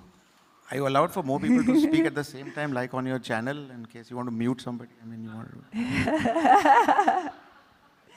So basically, yes, please, premium kam karwa do, and tie up with everybody in terms of digital space, but personalized, educated. I know nutrition today in India. Education, labeling, these are important issues on the policy front that, Shweta, you can be our messenger to study these. And of course, insurance companies, if they can do some insurance of health plans, of you know, maybe a We don't have people who just want to lose weight. We have people with us. So basically, I'm a clinical nutritionist. So we have people with cancer. We have people with thyroidectomies. We have people with endometriosis. We have people with liver disorders, fatty liver. And we have so many that now we have a data team to understand that which part of India, which part of the world Indians reside in have what disorder. And yes, we are pretty successful in reversing a lot of them. Well said. Nutrition plays an important role, and how can this be part, you know, also of supporting, you know, people out there to finance some of these guided nutrition plans is something for HDFC, ERGO also to think about, and policy makers. Let me ask you now, Arushi, coming to the most sensitive of issues of mental health. How do you recommend to this room full of people 3 small steps and simple steps to figure out their mental health. I'm sure we don't even pause to think about something like this, but how can we do it just off the cuff? Hello, good evening. How's everybody feeling today? I want you all to write that down. We ask ourselves when we walk into our offices, hey, how was your day? But do you ask yourself and your employees, how are you feeling today? I want everybody in the audience to please identify that feeling. I would like to share, and I would like it from our panelists also, motivated. Namika, what are you feeling right now? How are you feeling today? Energized, motivated. Navika just told you it's been a good day, so I'm feeling happy. I'm cognizant of the time, so I'm feeling a little stressed. I think we are overshooting the time. I didn't say it's a good day. Again, politicians twisting. I just said it's been a newsy day. There has been big political news. Now that news makes her happy, and this is how anchors get badnaam, and they are called all sorts of names. She's feeling happy because of the news. I'm just looking at a long evening of prime time debates on the news. That's how I'm feeling. And how are you feeling, sir? Encouraged. Seeing all the proceedings since morning, I'm absolutely encouraged. Encouraged, that's a beautiful word. Thank you. One word, please. Really, I just go Lots on of love right? as well. One word, a little dejected. Nobody knew so many things here, which is so basic. And that's all right. We need to be honest. I'm feeling reflective. Reflective, all right. Thank you so much for that, guys. So I am going to jump into Namika's question in just a minute because we all are cognizant of the time. But I want everybody to answer this question.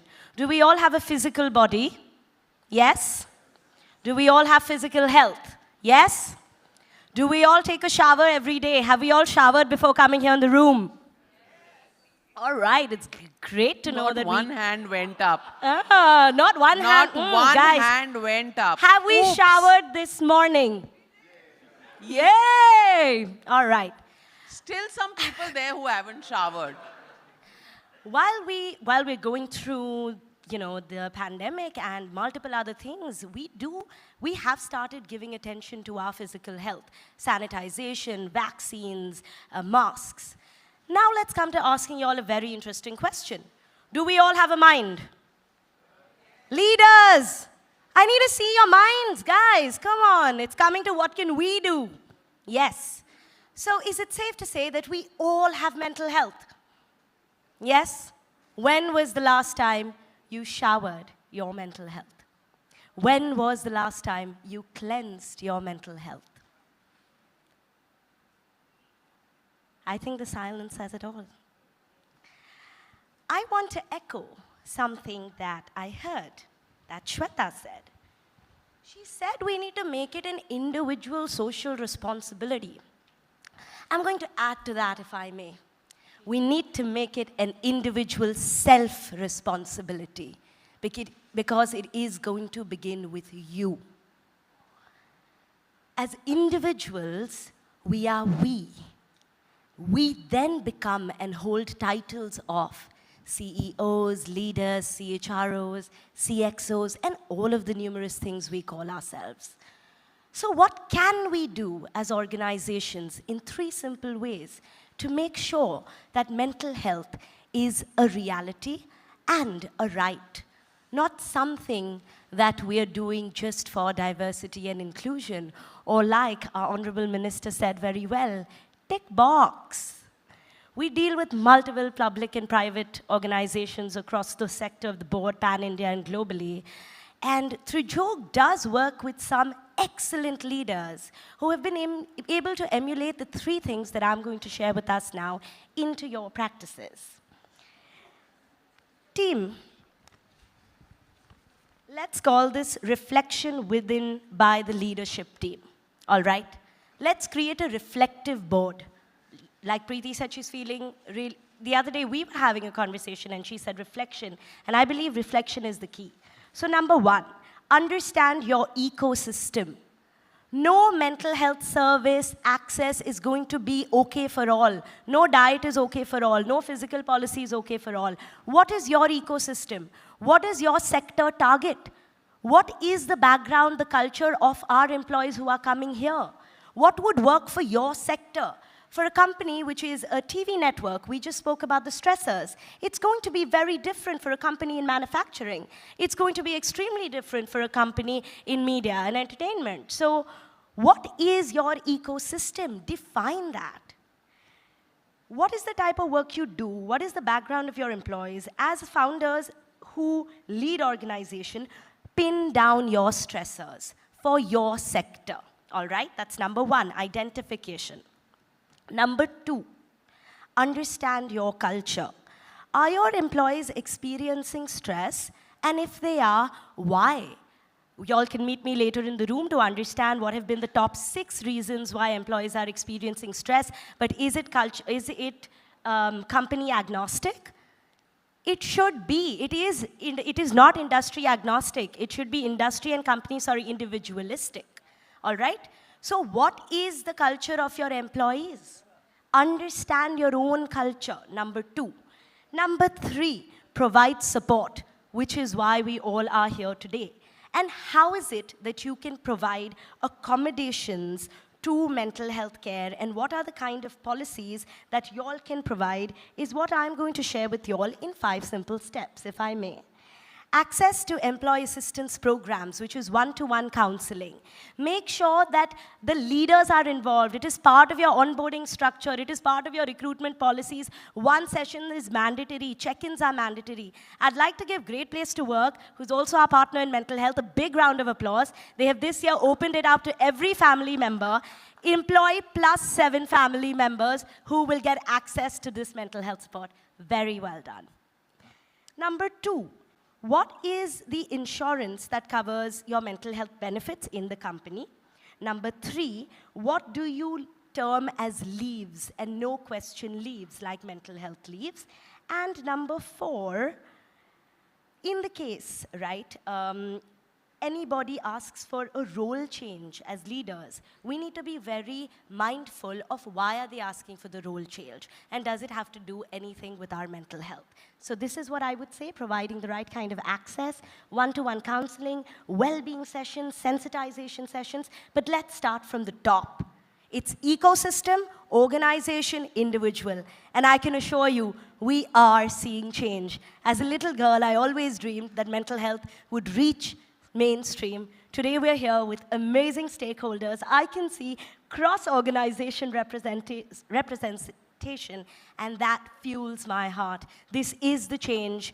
Y'all are the change. Let's make mental health a part of our DNAs, and that is how we will actually be including it on a self level and making sure that we're building a psychologically healthy ecosystem, let alone a workplace. Thank you so very much. Well said, Arushi. For the youngest member on the panel, that's a very, very passionate intervention. And actually, it all boils down to passion. And I want to ask you, Yashaswini, before, I know time has stood still and every good discussion has to come to an end, but I quickly want to ask you, Yashaswini, we've heard a lot of ideas coming in. Considering you're doing the research and will take this whole movement forward through your work, of course, with lots of support coming in from people here and people who are going to join this movement, what do you think are the next steps to push this movement forward? Gosh, that's a long question and the time is frozen. Well, I'll give you 45 seconds. Oh my God. That's the standard time we give people on our shows. 10 seconds up, by the way. Okay, so what should I say? Jai Hind, Jai Maharashtra or something like that? I don't know. But look, I'm not going to have a very cohesive, intelligent answer to your question.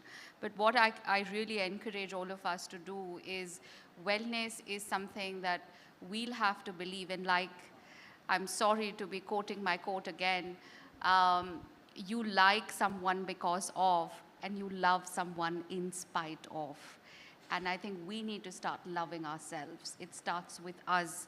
And look, if we start taking ourselves so seriously, I think the root cause, and I'm going to leave it there, because I think this is a journey. It's really not a destination for us to reach to. And I'm not going to stress myself out on a well-being initiative.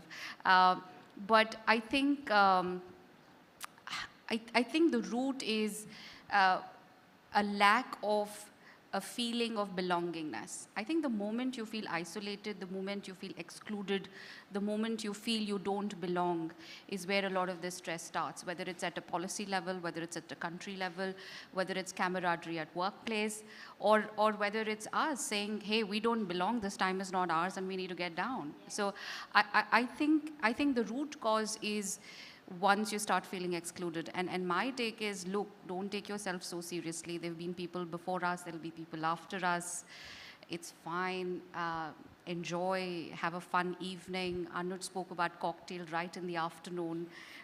So I think it's for us, and I think we should genuinely reach out, support each other, judge less, help more, like we heard. And let's make this a movement because it's about us. It's not about some policy that we're trying to make. So Navika, was that all right? Absolutely. A little longer than 45 seconds, but very, very, very good advice that you've given people, because it has to begin with us, and it has to be the top thought on our minds, because frankly, nothing's worth the trouble if you're not going to enjoy it. Your work, your earnings, your position, your, whatever you acquire or wherever you reach is going to have no meaning unless you're going to enjoy it. So it's extremely important to just enjoy it, and for that, simple pleasures. Just look for simple pleasures. For example, just being here, just that little bit of an exchange here and there, it should actually make you feel, oh, I had a good conversation, and that gives you some happiness. That's the way it should be with colleagues. But, I'd definitely like to invite you to study the media sector or a television newsroom. Both you and HDFC ERGO would do well if they visit this, because it's a paradigm shift in the definition of stress itself. The way we spell it, the way we feel it, is completely different from the way normal human beings feel. But Navika, if I may say something, I echo what Anuj said. You are such a wonderful person. Thank you for doing this for us. And we really did not. And I think the perception that we had of you and how I think the left side of the wonderfully you're audience stitching it is- together. Thank you, is Navika. feeling left out. Well, thank you. My happiness quotient is going up, but Anuj, really you should have the last word on how you're going to make this movement go forward. That's, it's extremely close to our heart, Navika. And I must share the story behind this little movement. It started in our discussion room, and we are, it's about what do the organizations or the leaders give to the society. We are the second largest retail health insurance company, and we were saying, is this all our existence about? Issuing policies and paying claims. Yeah, we do that job, great, we are good at it. But is this all about? Are we actually creating a segment? Are we actually giving it back to the society? And we said, why do we not create a space where people compete for wellness? Let's gamify it, right? Let's create an index where the corporates of the country will come forward, share their ideas, realize what wellness is, and then compete. And as I said in the morning, the vision, the great grand vision is that tomorrow we'll see cities competing for being the healthiest and the high all the wellness. So for me, this is what this entire wellness journey is, and the way I see it, that you have these senior colleagues of corporates who are here contributing to 9 lakh plus voices in the first year. I'll be extremely, extremely happy and satisfied if I see next year 20, 25 lakh voices coming. And that's when, sir, we will come to the policy makers that this small movement has become 25 lakh voices in first year where people are committed, the leadership is committed. And I'll just take 20 more seconds, Navika, from you, and you will give me, because you said I'll have the last word. But well, considering I don't I'm have just any... happy that at least she's fair to the right side of things. I swear. That one... No, don't instigate. That one deserves... well, yeah, that was a very good one. So but me, considering there's no commercial ad break pressure, I will give you your 20 seconds. For me, Navika, the personal aspiration is when the leaderships will change their vocabulary in the organizations, when along with measuring the KPIs of individuals on empirical outputs, the leaders themselves will measure their KPI on the wellness of the organization. And I say this, you know, you look at all these people most of these people, when they join the organization, would have written their 90 days plan. Ask them if anybody in that 90 days plan wrote that ensuring the health and wellness of my employees also top on my agenda. Nobody writes it because nobody speaks of it. And our personal vision is that the day will soon come when organizations will be judged also on the basis of how well, how healthy their employees are. We have a responsibility to the families of our employees. So that's our vision, and that's where I see things shaping up. Thank you.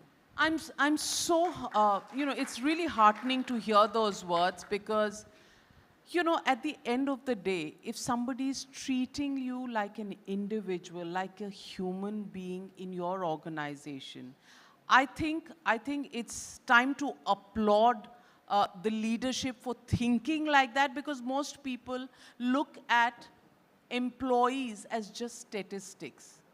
They're statistics. We have so many employees, so many at this level, so many at this level. We have so many handling this department, that department. But when people begin to speak, your leadership begins to speak that this is a personal goal to think of each one as an individual, and then their families, think about their well-being, think about their happiness. I think it warms the cockles of my heart about the approach and the philosophy in this company. And I just hope and pray to God that we can actually map this matrix to every individual in this country. It seems like a tall order, but begun small, can become big. You never know how it catches up. Let's all make an effort to make this movement grow, and the larger this family grows, I think the greater will be the happiness quotient of this country and certainly this world. Thank you very much to all my panelists. Sorry for not giving you enough opportunity, but Shweta, I'm sure you'll get your opportunity on a television screen, on a political debate. I'll make it up to you some other time. Well, you'll be on the right side, and today you'll have a lot to talk about. Exactly. But with the time standing still there, I apologize for overshooting our time schedule marked for us. But you've been a great audience, and this has been a great panel. Can we hear a big round of applause for everyone here? And also, can we get a huge round of applause for Navika Kumar, who led this panel discussion brilliantly, and our esteemed set of panelists. I would now like to invite Prasanjit Bhattacharya, Deepshika Kumar, and Mr. Ritesh Kumar to kindly come on stage and do the honors of felicitating our esteemed set of panelists. Please put your hands together as they make their way up to the dais, everybody.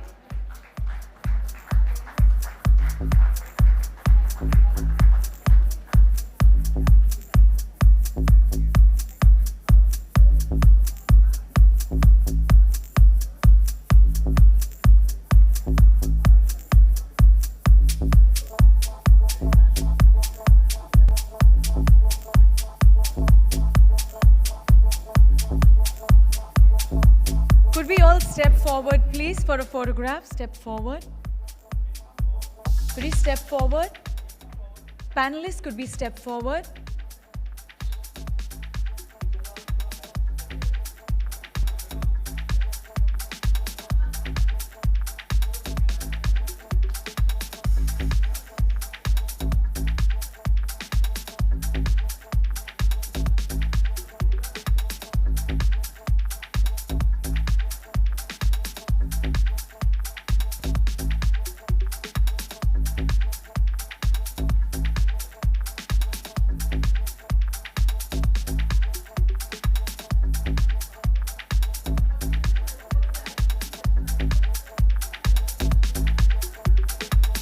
Requesting you to stay back, panelists, just a few minutes.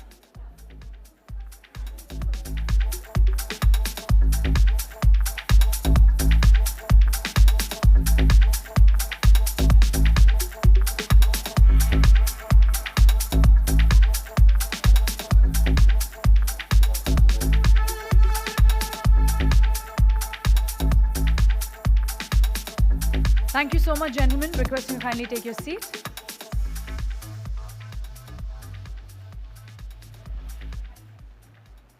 Well, as Ms. Ramaswamy mentioned, inclusiveness, feeling at home, feeling one, feeling together is so important.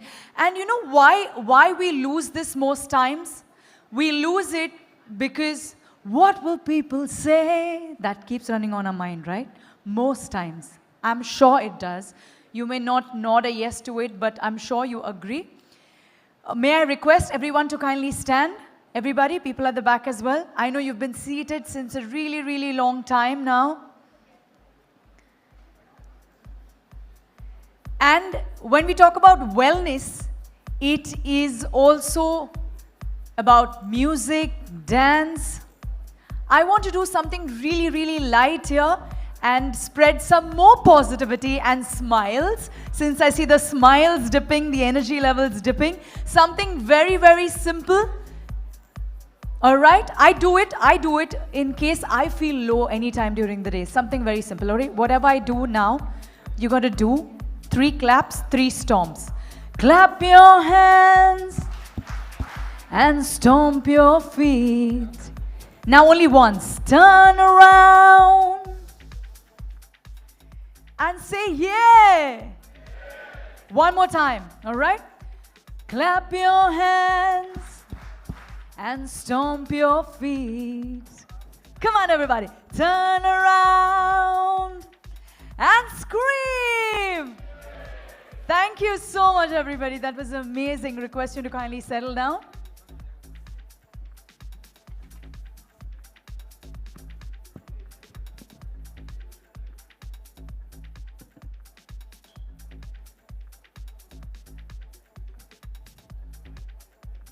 The voice of India is quite sonorous, and to channel it properly into a movement that brings their aspirations on health, wellness, and well-being to the forefront, it requires an effort like never before. To throw light on the same, ladies and gentlemen, I would now like to invite a man you all know very well, a corporate champion, an exemplary leader, a visionary. Please put your hands together for none other than the MD and CEO of HDFC ERGO, Mr. Ritesh Kumar.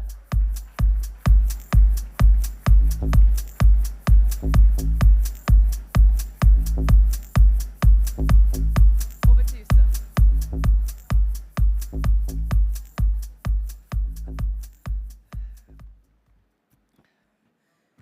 Good evening, everyone. I think after such an exciting session, this is really the wrong time to give a boring speech. But I mean, very, very frankly, thank you so much for making it today. Welcome to our Wellness Confluence. I mean, somebody spoke in terms of don't give a bad message on a Friday. So I think we are all talking of nice things on a Friday. So I mean, you can all go back and reflect on this sort of over the weekend. I mean, let me start with some crystal ball gazing, some sort of aspirational thoughts. I mean, we've spoken in terms of what's going to happen in 2047 when we celebrate our sort of 100 years of independence, and what is it that's really going to happen? I mean, will we be one of the largest economies in the world? I mean, we keep talking in terms of the fact that we are the 5th largest economy today. How prominent will be a voice in the world affairs? I mean, will we be able to make inroads into things that actually don't exist now? I mean, things are changing very fast.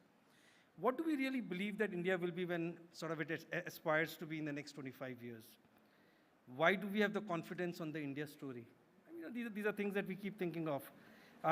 the fact remains that time and again, we've demonstrated to the world that we can, as a country, do wonderful things.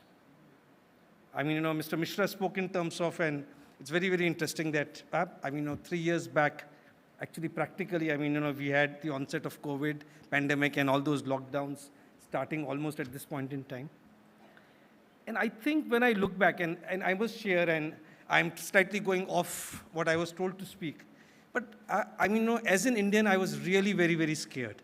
When I said we are a 140 crore population, you're talking in terms of a disease which just spreads, and you look here and there, and you look at a train, and how many people travel in that, and what's going to happen.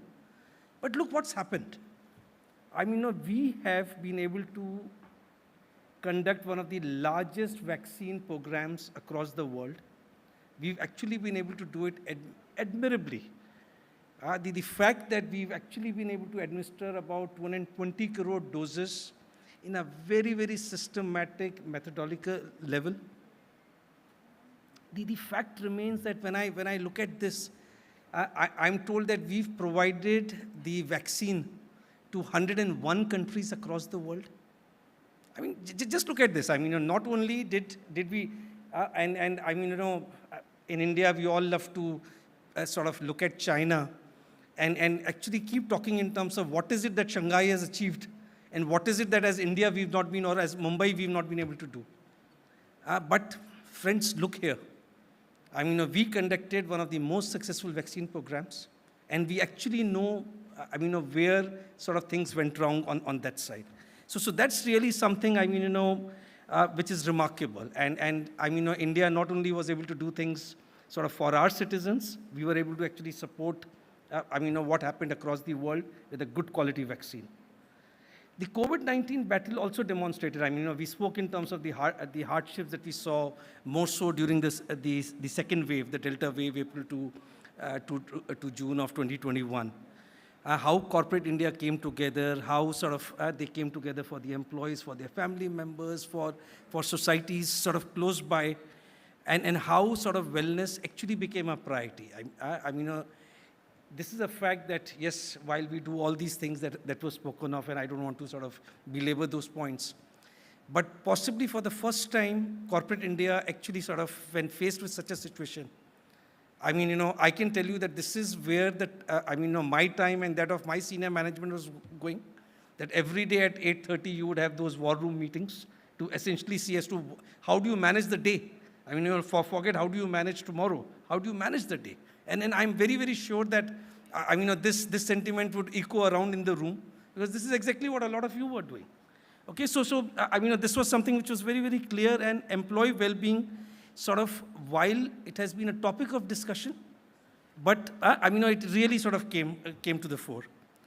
There are studies which say that companies with happy employees outperform their competitors by 20%. So, for the CFOs in the room who are looking for an economic sort of justification, there is something which is there. The fact remains that happy employees do take fewer sick leaves. Employees are willing to, I'm not too sure I was told this, but employees are also willing to work at a lower salary if they're at a happier workplace. But I think it's largely the thought that we are talking of. I think what is very, very important is that the workplace well-being and happy employees go hand in hand. It does create a workforce that is more productive and healthy, which takes families and communities and thus impacting societies at large. Earlier today, and unfortunately I couldn't join that, but some of the brilliant minds sitting in this room across bureaucracy, corporate, wellness industry, they came together for probably the very first time to set up a wellness charter across all the three pillars. The individuals, the corporate, the society at large.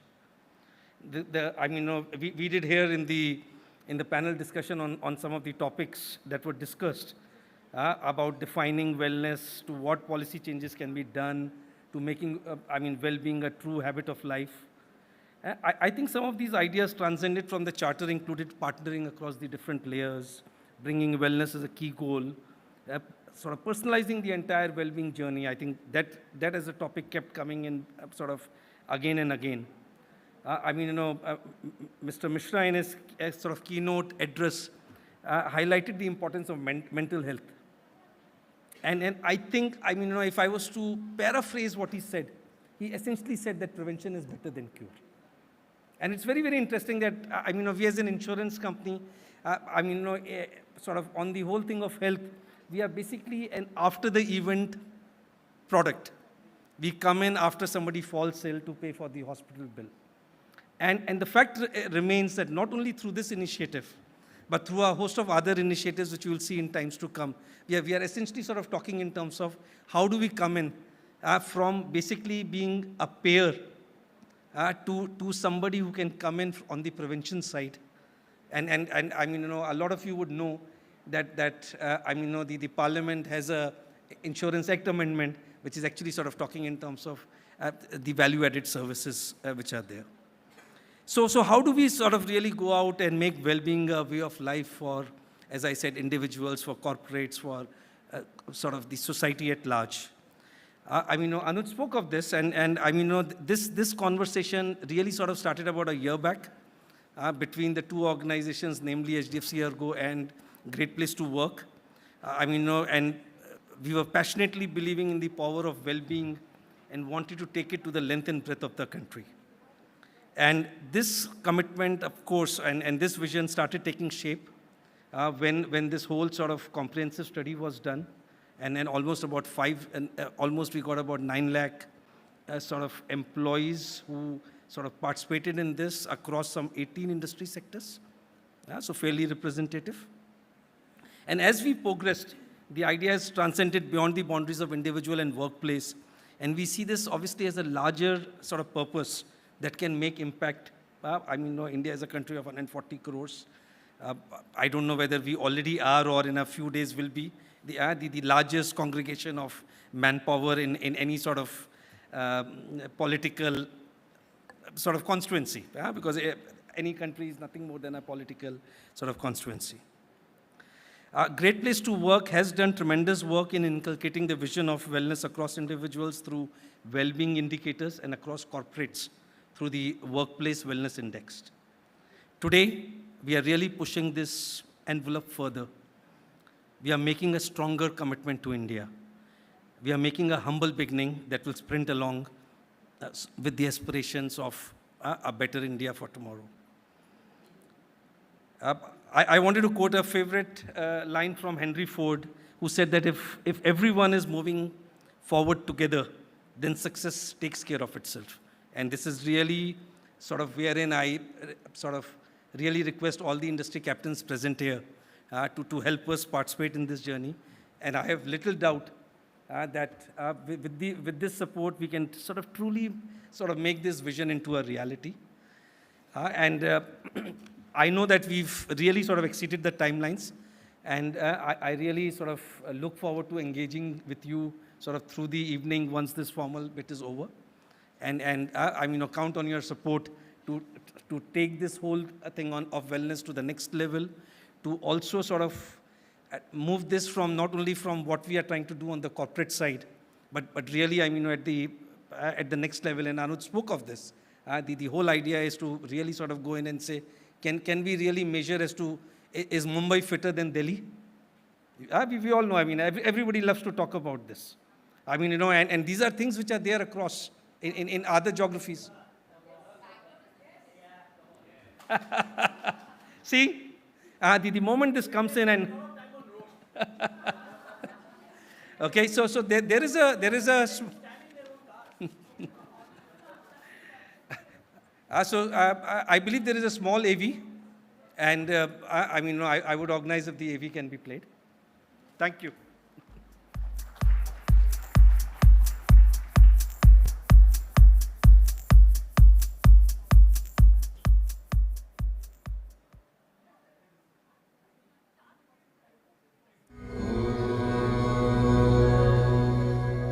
Sarve Santu Niramaya. This phrase from the Upanishads translates to wellness for everyone. For time immemorial, India has been the epicenter of all things: wellness, well-being, and spirituality. It has been considered as the spiritual capital and a land that has always held wellness at its helm. Whether it is yoga or Ayurveda, India's journey of wellness is rich and filled with remarkable discoveries and achievements. Now the world looks at India to be at the pilot seat on this journey of growth for tomorrow. The world witnessed India's capacity to fight the most devastating crisis of modern times. Through innovation, agile policy making, and on-ground disaster management, India emerged and changed its position in the world map. During the COVID crisis, India as a nation assisted over 100 countries by providing them vaccines and became the vaccination capital of the world. Indian corporates rose to the occasion along with entrepreneurs, medical and wellness practitioners, and technologists who came together for the country, employees, and fellow citizens, doing whatever required to uphold this commitment. Today, we are one of the fastest growing emerging markets in the world. Be it science, economy, or art. We have expanded the boundaries of human potential. With a GDP of $3.2 trillion, India is the 5th largest economy in the world. And on its 100th anniversary, India is slated to be a $26 trillion economy. India has assumed the presidency of G20 with its guiding principle of Vasudhaiva Kutumbakam, which means the world is one family. COVID-19 has opened people's mind and created new pivots for their lives. The ask of today include, among others, a nudge to prioritize well-being. Whether corporates, social circles, or communities, people are increasingly seeking ways and means of keeping accountability for wellness and well-being. Great Place to Work and HDFC ERGO have taken a humble step by collaborating for the Wellness Indicator for individuals and the Health and Wellbeing Index for institutions. The big opportunity still lies in appealing to the citizens to join the movement of making India a healthy place to work and live. With 140 crore Indians as potential wellness champion, it is about time to leverage our foundation and become a well-being first nation. Our habits make us who we are. Let's make prioritizing well-being a habit of life.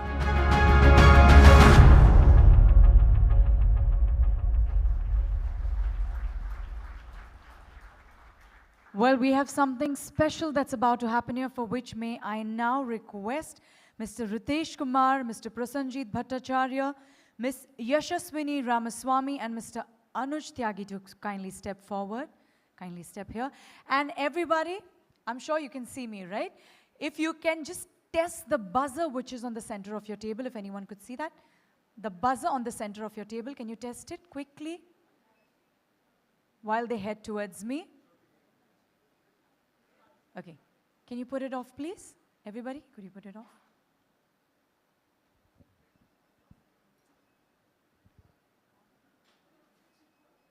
Okay, just let it be. I think it's switching off on its own. Okay, let the lights, everyone, the light should be green. That's it. That's what that means it's switched on. Can we step here, please, everyone, towards me? Just be careful. Watch your step. Watch your step. Yashaswini, could you watch your step? Please do the honors. We are going to do a countdown, everybody with me. 5 counts, backwards.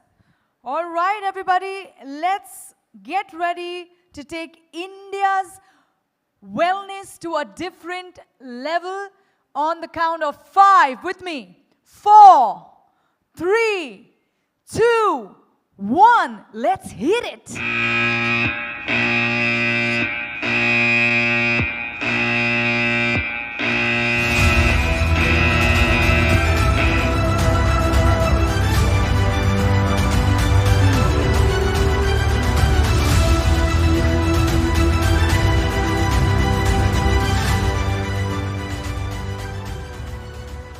Making wellness a habit of life, a step taken by HDFC, ERGO, and Great Place to Work. Once again, can we have a huge round of applause, everybody?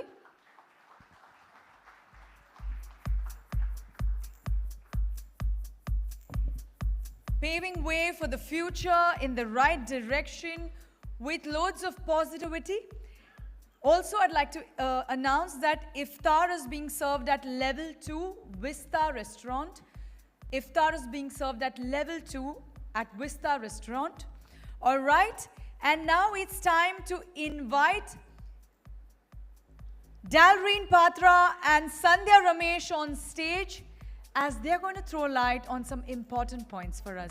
Can we have a huge round of applause as they make their way up to the dais? It is going to be an interactive session for all. Thank you. Over to you, ladies.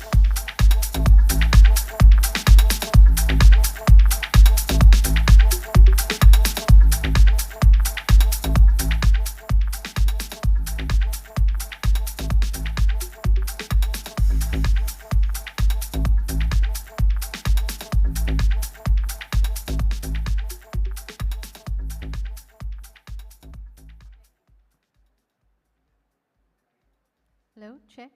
Okay, great. And what a reveal that was. Thank you. I first want to say thank you for your patience. I know we've been running really late on time. So thank you for being here, equally enthused. We can still feel the energy of our champions in this room.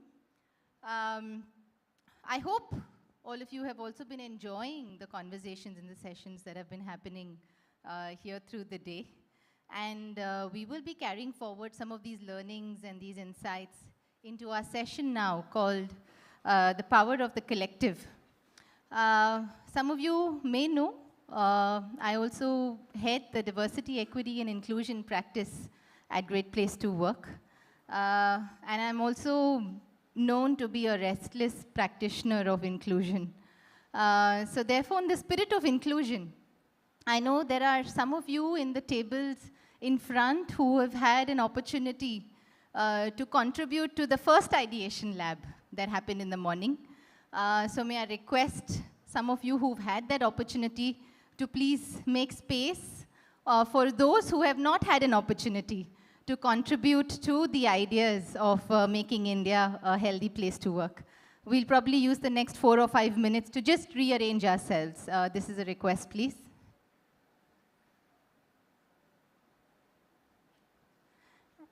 And I'm also appealing to some of you who've been seated behind to please take a seat in the front at the table, because we would really like the power of the collective voices as we go through this ideation session. Yes, thank you. Thank you so much.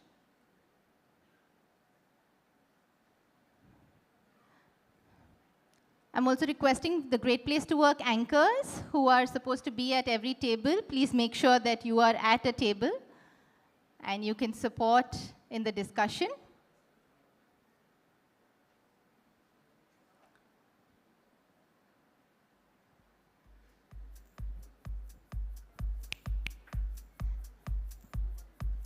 Yeah, we have a few more seats in front here at both the tables.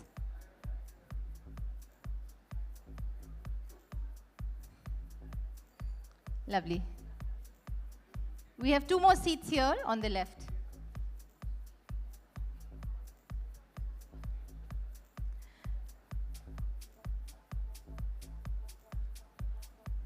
All right. Thank you. Now with that out of the way, we'll slowly move into our session.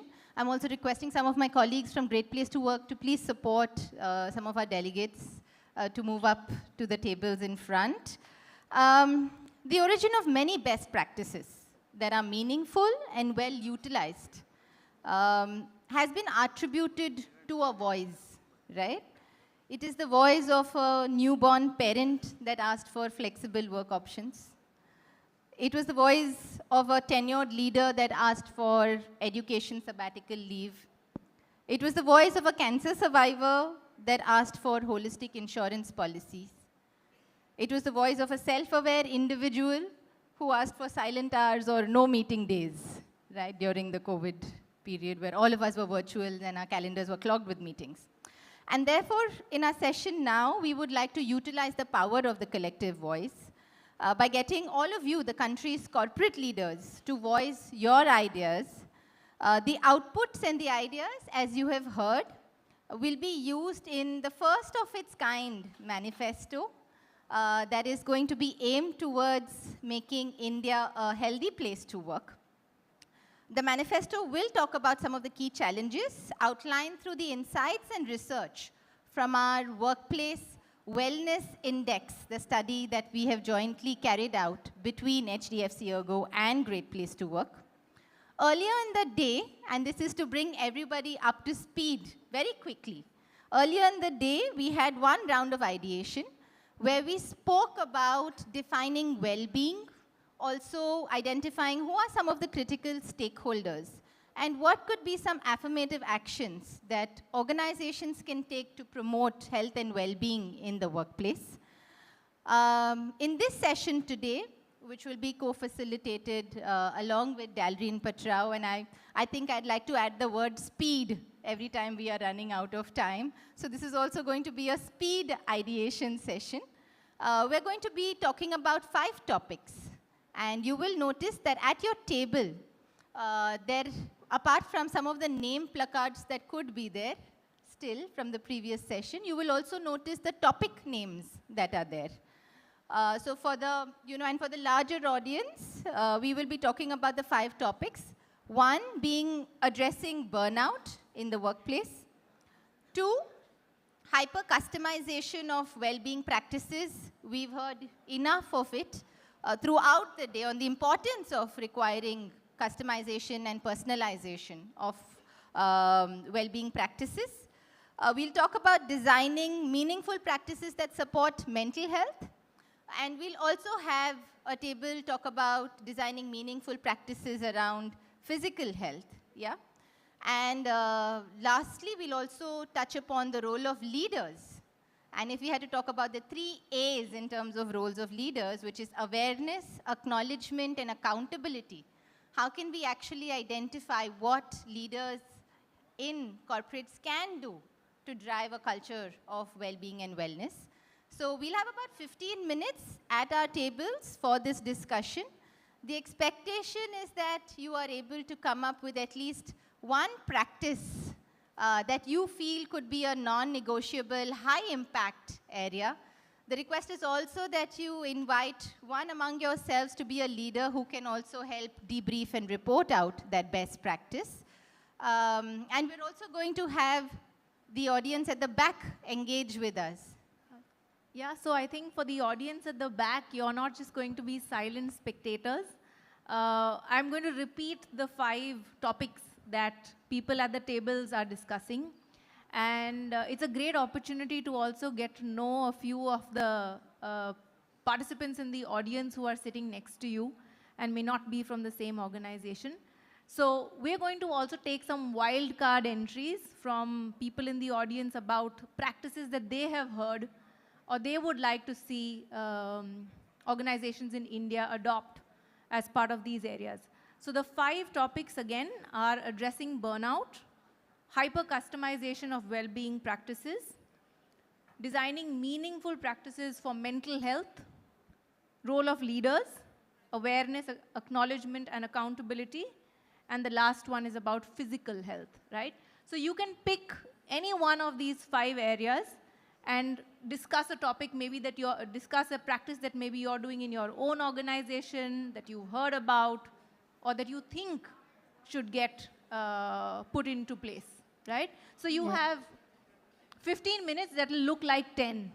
So we can get going. Yeah, and the tables in front, the topic is already at your table. So you can discuss the topic that's at your table. Thank you.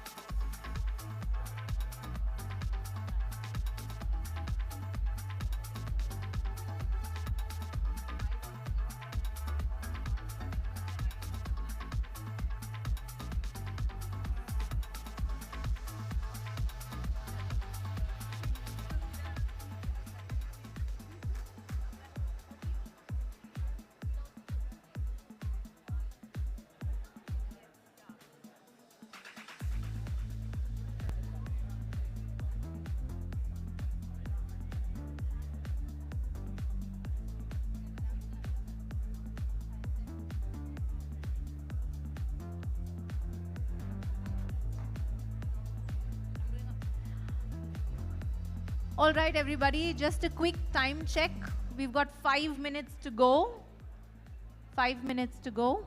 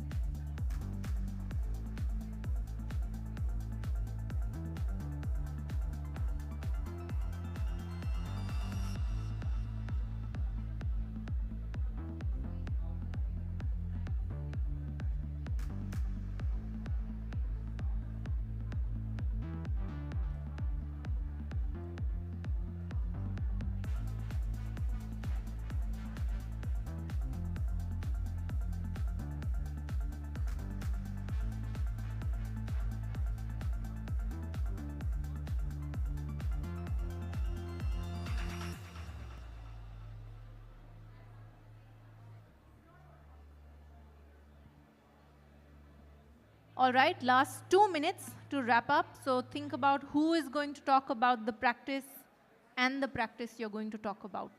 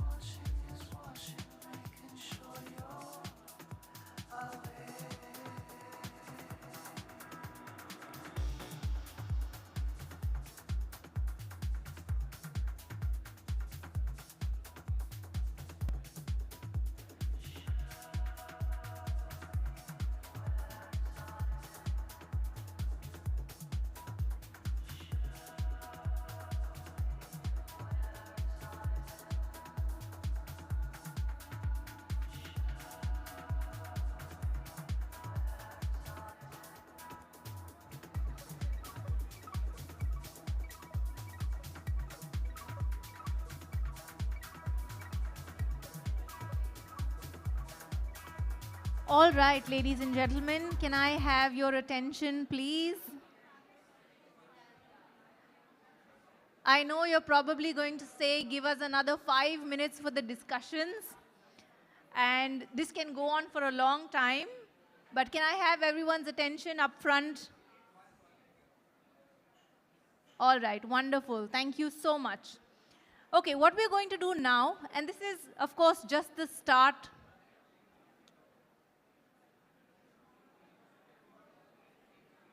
All right, just one more quick request. Everyone, can I have your attention? Okay, great. So I'm going to start first with the table that's discussing the role of leaders. Can the two tables that are discussing the role of leaders raise their hand? Okay, so we've got one table there and another table there. Right, can everyone, hi, we've got to listen to the tables that are going to talk now, okay? So we'll come to each of you. Do you have a mic? Wonderful. Okay, so can we have one person from the table talk about that one unique practice that you think is going to be the practice that's going to change the way people look at the role of leaders, right? And you have 2 minutes, just 2 minutes to talk about that practice. Can everyone also pay attention? Can you share your name? Yeah, so my name is Neha. I'm here from CGI. Everybody at my table actually shared a lot of good practices that their organizations are doing, and this is... Neha, would you like to come to the front? Yeah. It'll be nice for everyone to see you as well. Yeah, so what we're going to talk about is basically a collection of ideas, and one of the best things that we heard was to create a listening organization. So an organization where people feel free to come and share. And that was done by one of our colleagues here in his organization, where at an MD level, he started talking to people. He started reaching out to cohorts of people, like, you know, different groups of people. And that kind of cascaded down the culture of leaders reaching out to people, reaching out to employees to listen. And they got a lot of data input that they could really work on. Now, while we are doing that, there was also a question on how do they reach out. Everybody might not be very comfortable to come and talk to you. So create channels of communication. Create different channels of communication so that people feel free to reach out the way they want. They can write in, they can call in, they can email, whatever they feel like.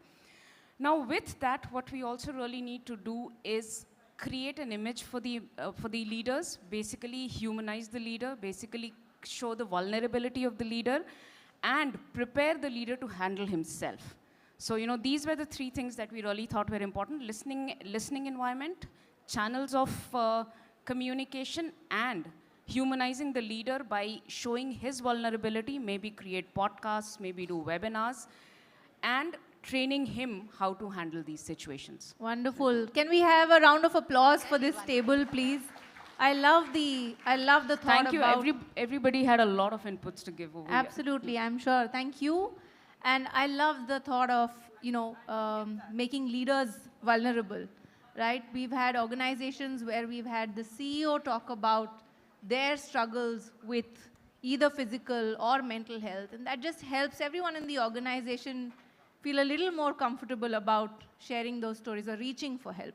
So thank you. Can we have the next table, please? And can one of you come up here to talk about your practice? And Neha, well done on keeping up to the 2-minute timeline. So you've set the benchmark. Hi. So one practice as a group we have thought of is self-health check, right? Mental self-health check. Organizations can promote that and leaders can promote that. Once you create that self-health check index, right, then as leaders, people can trigger their teams to discuss what you scored, how you can improve on that, what initiatives are required to be done, and then gradually tracking that index on a quarterly basis or the way you want to set up the governance around it. But that will help to build a culture in the organization. That will create awareness, and that will create multiple initiatives, small initiatives at small places, which can club into a larger initiative for an organization. And that once the leaders start taking the lead on that index and discussions, that culture will initiate or pop up multiple things within the organization.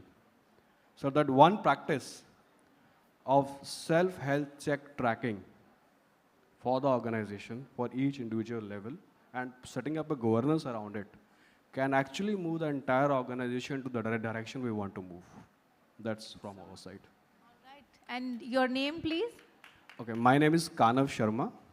So I am from HDFC ERGO. All right, thank you, Kanav. And what I heard you talking about is really the whole self-health index, but it's also about role modeling, right? So the leaders have to do this. I remember maybe a year or two ago, and the name of the organization is escaping me, but they started with a plank challenge. And I think every day, one of the leaders' video went up. At Guardian Life. Yeah. Guardian Life, there you go. Okay. And you had the leaders, kind of videos of their leaders planking for health. So wonderful. Thank you for sharing that.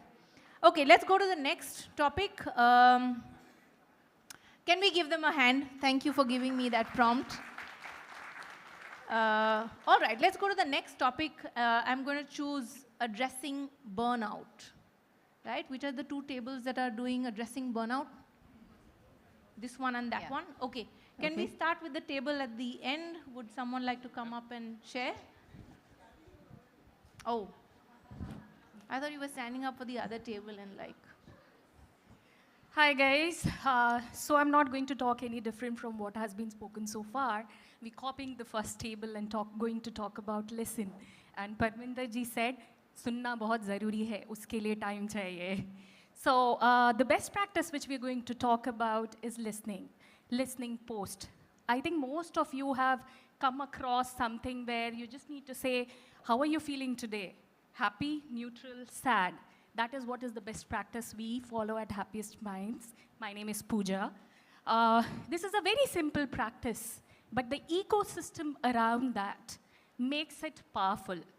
We have 4,000 plus employees logging into the system. It's a self-service. You just go into the intranet and just click there, and your job is done. Someone will reach out to you within 4 to 6 hours to understand what's happening with you.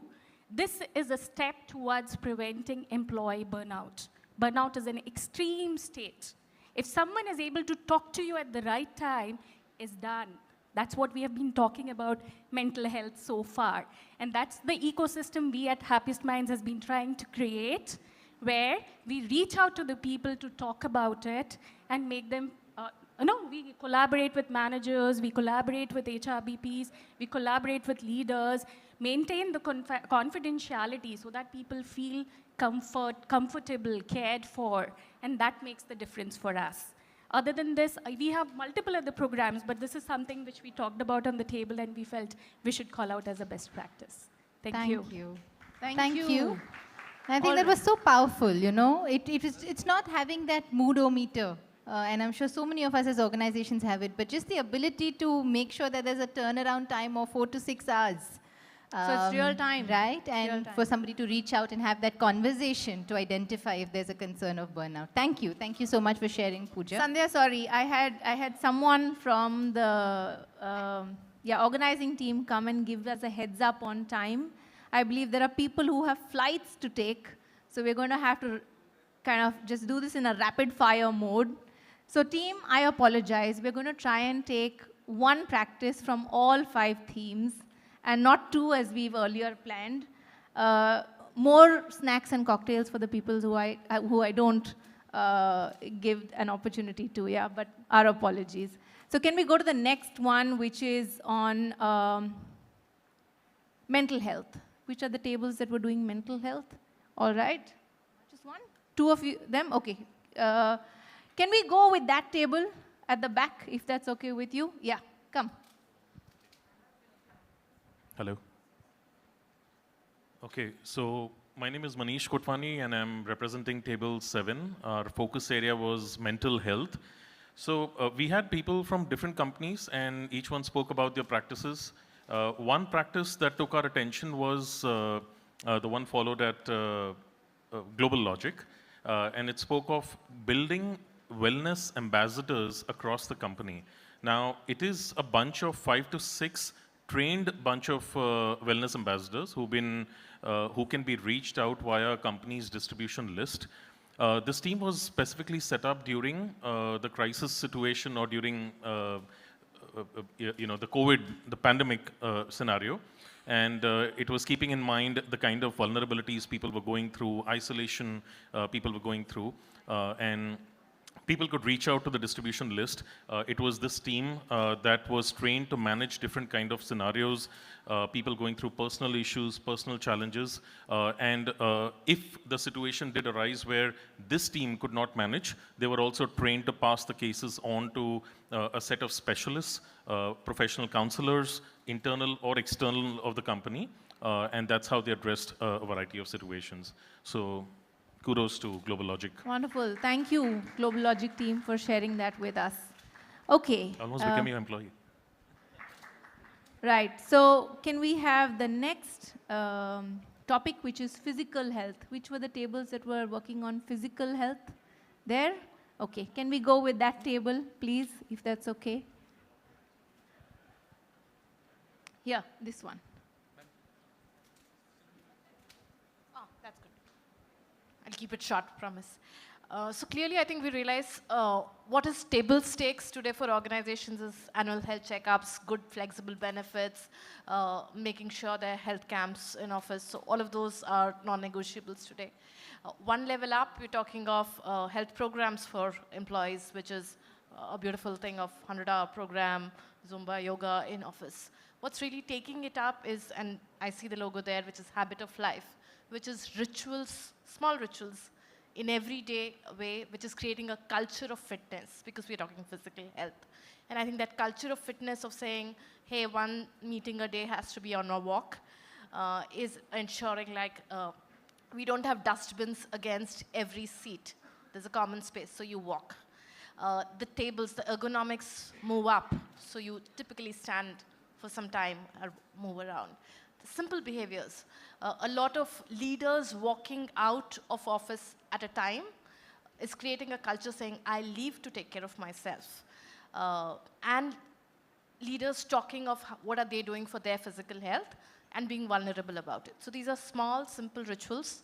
A lot of times conversations begin with how are you taking care of your physical health.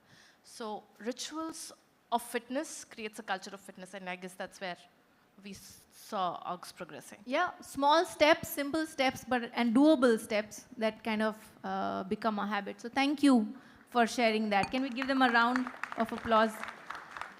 Okay, now we have 3 tables that were working on the last theme, which was hyper-customization of well-being practices at work. Where are the 3 tables? 1, 2, and 3. So we'll take 2 from you. Would you all like to go? All right.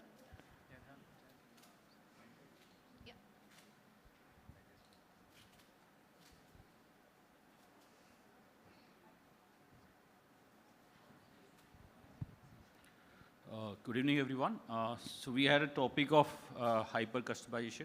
We are mainly from manufacturing sector, so we talked about work schedule and all. But the one thing which make customization, I would say, is we adopted an app which keeps the employee fitness at the same time they are contributing to the society through various trusts. So the impact is the name of the app. Our employees walk and it contribute to society. In last 1 year, we contributed around 30 lakhs rupees. This is for the society financial well-being, and for our own employee well-being, we tied up with a startup company called Refine. They help us. We have around 10,000 people, around 3,000 on contract, who are kind of not having any access to the finance. So Refine provide them instant loan, so that's a great help to them. So this is what the customization we have done. That's wonderful. Thank you so much. Can we give them a round of applause? And can we have Rajendra, can I pass it on to that table for today? Thank you. Hi, good evening to all. We were discussing about hyper customization of the health and well-being, and we have found out one best practice is the sick leave pool, because when a person gets sick and his leave is getting exhausted, so he can pull the leaves from the sick leave and he can get the better treatment without any LOP kind of things. That is one thing. And second thing, what we are discussing about the awareness. See, in my company, almost 350 branches, we have set up e-clinics. So this e-clinic is for our customer and for our employees. So they do monthly health checkup, and generic drugs are being given free of cost. So these are the two best practices what we are following. Thank you very much. I love the sick leave pool or the leave donation policy. Thank you. Thank you very much for sharing. Thank you everyone for participating. I know it's been a continuous session that we've had for the last 2.5 hours, and you've been sitting here. That's not a great thing for wellness. We've, what do they say? Sitting is the new smoking or something like that. So we'll get you out of your seats. But I just want to say thank you for participating, talking about your practices. I hope you had an opportunity to hear, at least at your tables or at the back from someone who's sitting next to you, about one cool practice that they're doing, and you having the opportunity to share what you're doing in your organization. All this is going to come together in the Workplace Wellness Index Research and Insights report, right? So we'll be putting that out very shortly. It'll give you some of the takeaways from the lab this morning. We'll put together a lot of best practices from various organizations also, and a lot of research that have come from about close to 9 lakh data points that we have basis this study, right? So thank you once again, everyone. And I think we're serving some snacks and drinks outside. So we can, can I request you all to maybe move outside? We just have to make a few changes to the seating in this area before we start the awards for the evening. Yeah, so thank you everyone and have a great evening.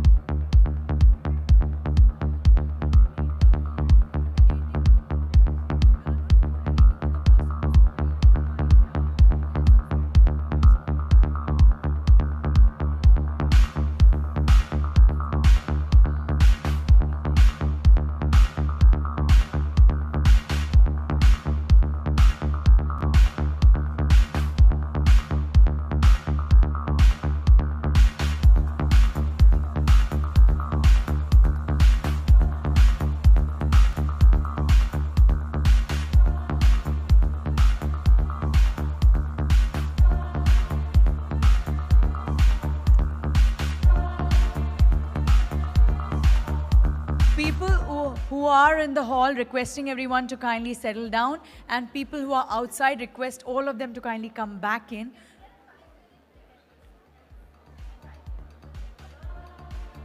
Because this time crunch, that's the only reason.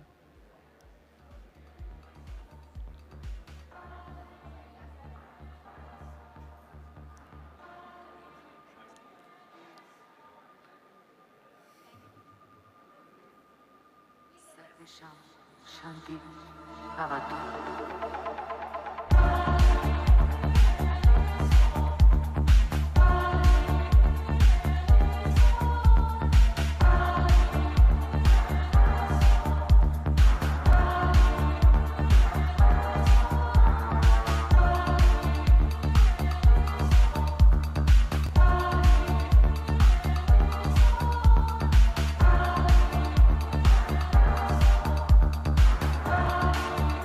Shanti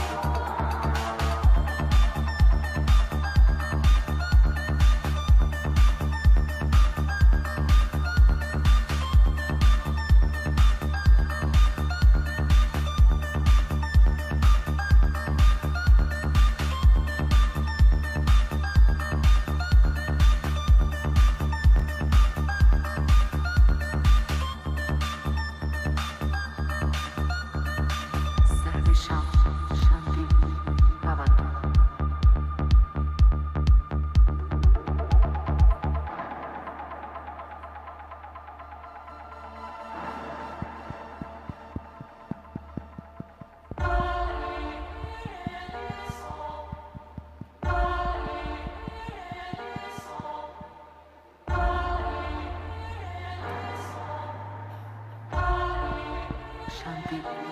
Bye-bye.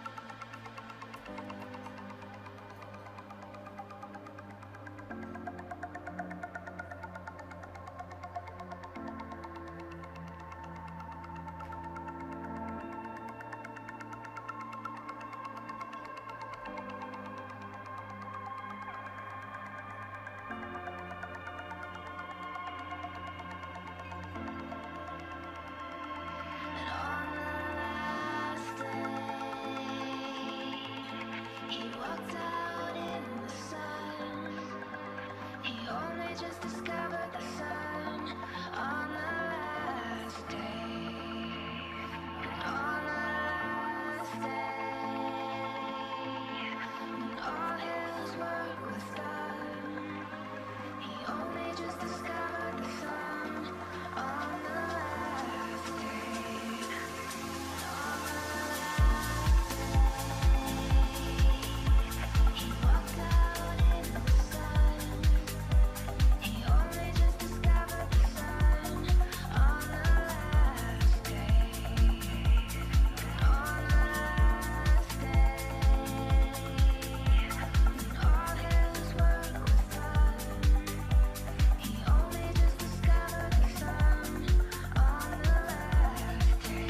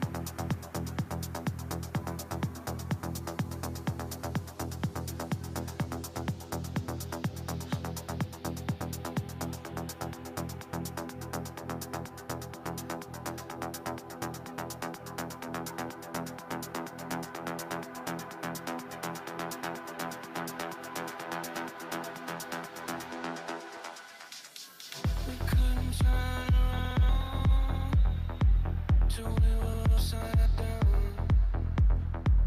I'll be the bad guy now, but no, I ain't too proud.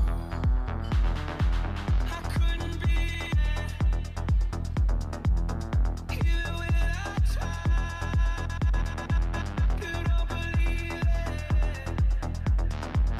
We do this every time. Seasons change and our love went cold. Feed the flame 'cause we can't let it go. Run away, but we're running in circles. Run away, run away, run away.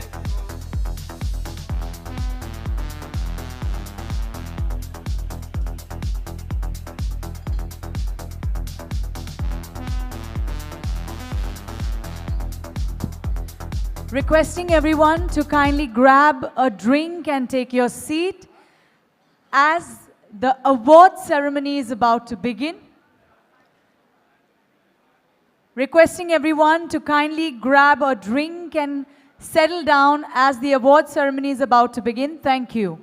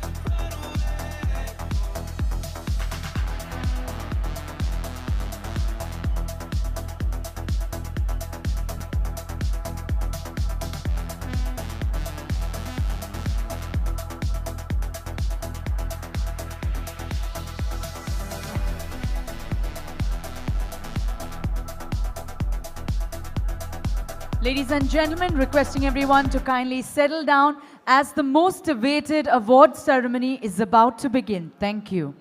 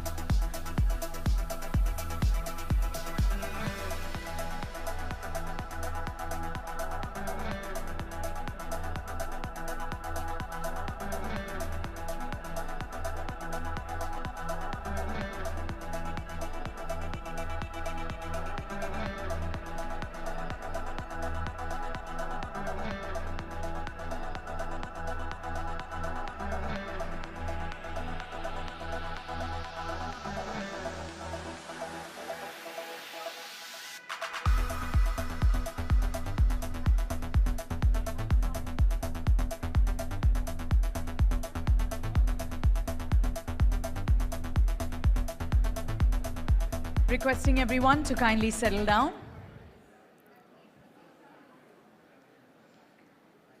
Coming together is a beginning. Keeping together is progress. But working together brings success. And when success also focuses on excellence in health and wellness, it needs to be celebrated. I know everyone has been waiting for this with bated breath. Do not blink because you really don't want to miss a thing. Without further ado, I would now like to invite Preeti Malhotra, Practice Head, Wellness and Partnerships at Great Place to Work, India, and Prathanil Ghosh, President, Retail Businesses, to felicitate our first set of winners. Please put your hands together, giving them a warm welcome.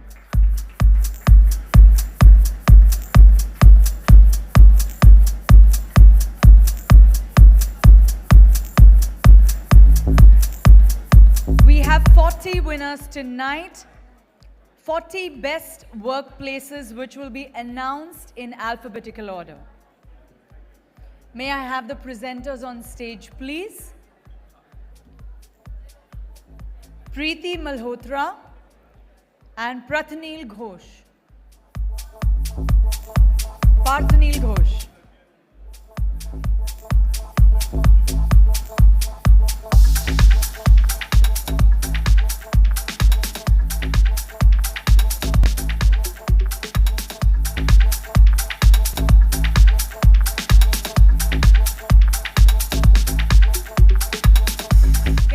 Ankur Bahode on stage, please.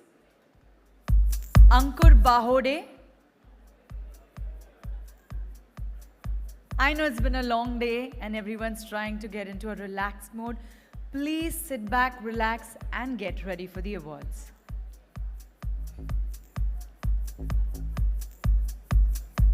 May I have Ankur on stage, please?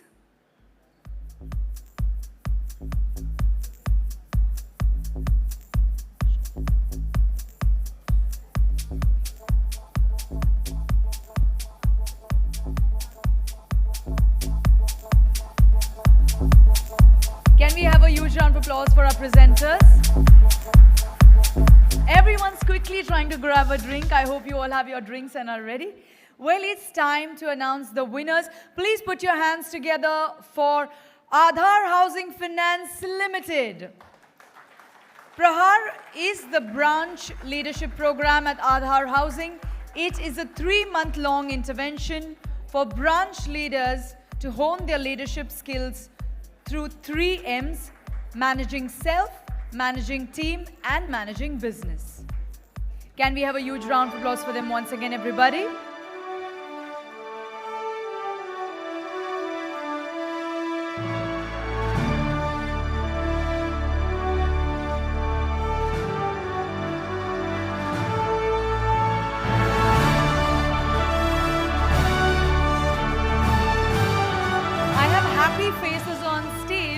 But I'm missing happy faces in my lovely audience. Come on, everybody, join in. Thank you.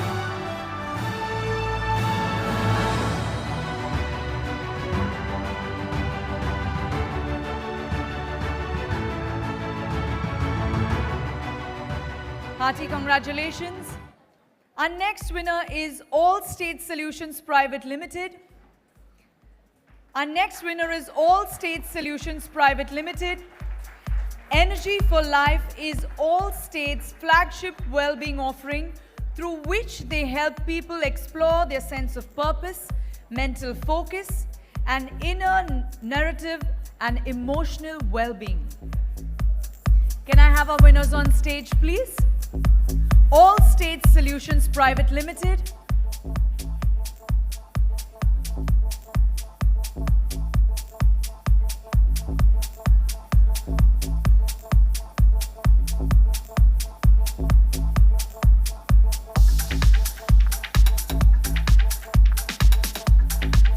We move on to the next. Can we have you on stage, please? All State Solutions Private Limited, ladies and gentlemen.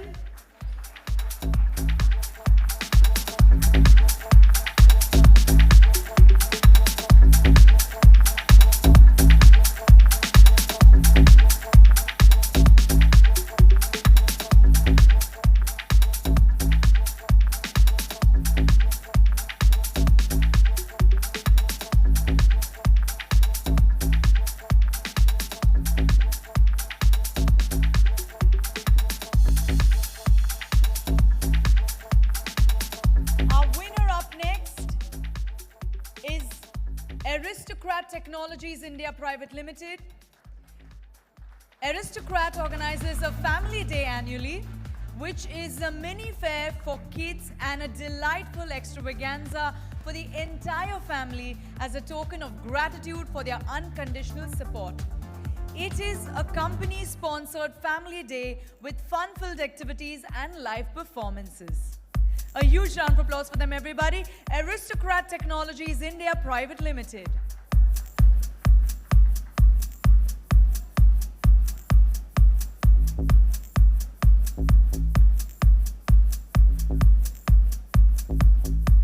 Well, throughout the day, we did speak about mental health, wellness, karma.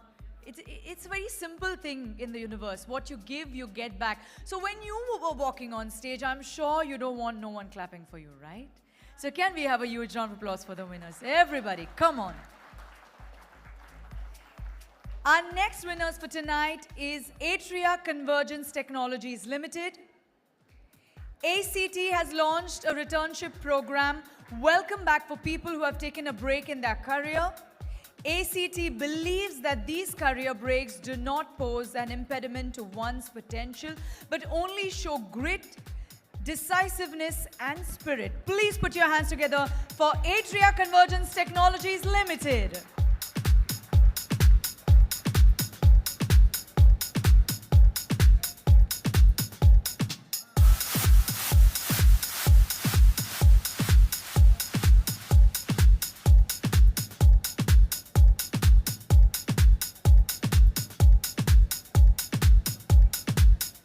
Hearty congratulations. Our next winner for tonight, ladies and gentlemen, is Accelerant Technologies Private Limited. Under the health and wellness benefit at Accelerant, each team member has a defined allowance that they can use in parts or all at once, where people are free to procure any product or service of their choice that helps them in maintaining overall fitness. Kudos to the team. Hearty congratulations to Accelerant Technologies Private Limited. मैंने कहा जोरदार तालियां हो जाएं, please everybody. I thought a little bit Hindi would work. Thanks for that upbeat music, DJ. Appreciate it.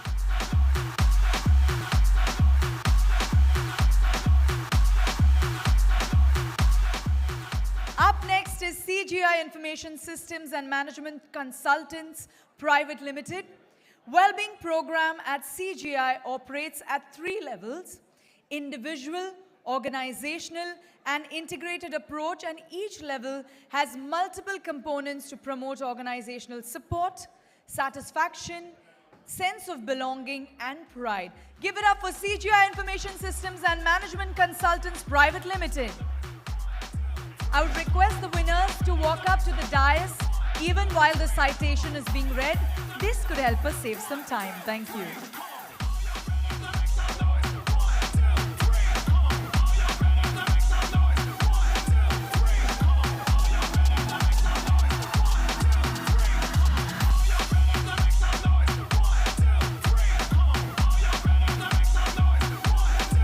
Hearty congratulations, team. Our next winner tonight, ladies and gentlemen, is Cities Tech's Healthcare Technology Private Limited. They have launched a unique 6-month-long women managers program called CT Shine to help boost their confidence level, identify important behaviors that might act as stumbling blocks in their professional growth, and get feedback and suggestions on their development. Can we have a huge round of applause for Cities Tech Healthcare Technology Private Limited? Everybody with the music. We can all go with the music. Come on, together. Let's go. Everybody, somebody, come on. Let the party don't stop here. Yes, I know you like it.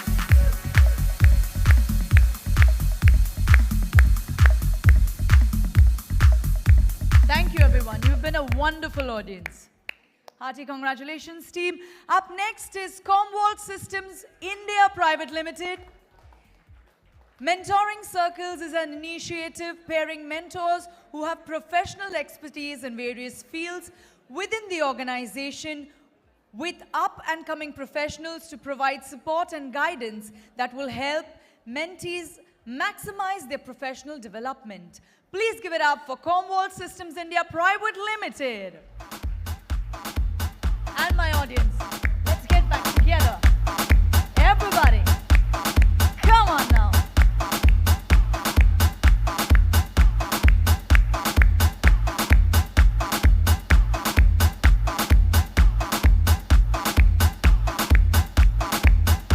Our next winner for tonight, ladies and gentlemen, is DCB Bank Limited.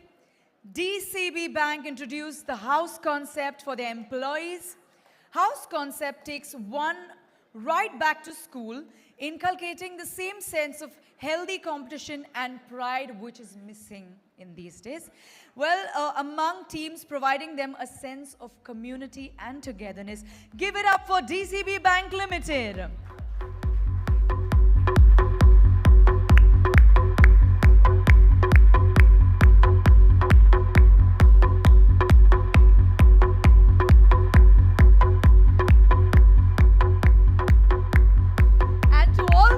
Joining me in synchronized clap, appreciate it.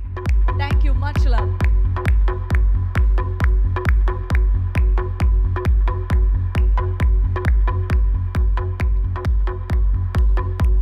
Hearty congratulations, DCB Bank Limited. Our next winner, ladies and gentlemen, for tonight is FI Networks Innovation Private Limited. The FI Flexi Benefits Plan has been designed to supplement employees' wellness needs by giving them the flexibility to choose the benefits that they need and value most. Wow. It covers eligible expenses ranging from medical, personal insurance, fitness, and self-improvement to charitable donations. Give it up for FI Networks Innovation Private Limited.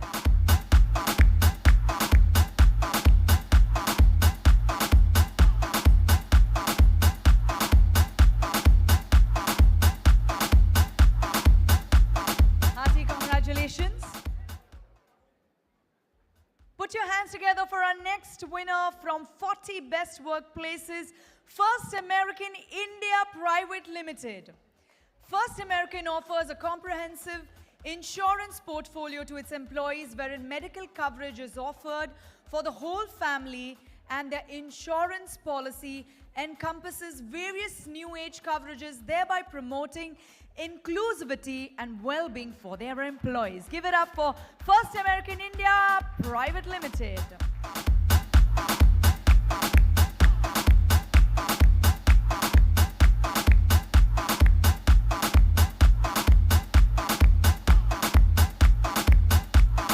People at the back, are you with me? Yes? All right, thank you. Our next winner is GlaxoSmithKline Pharmaceuticals Limited, India. Keep growing. Campus is a virtual university that brings all learnings together in a platform to enable on-the-go learning. At GSK, the campus has 3 facilities of business skills, leadership, and technical skills. It also homes access to real-time, quick capsule learning platforms. Give it up for GSK.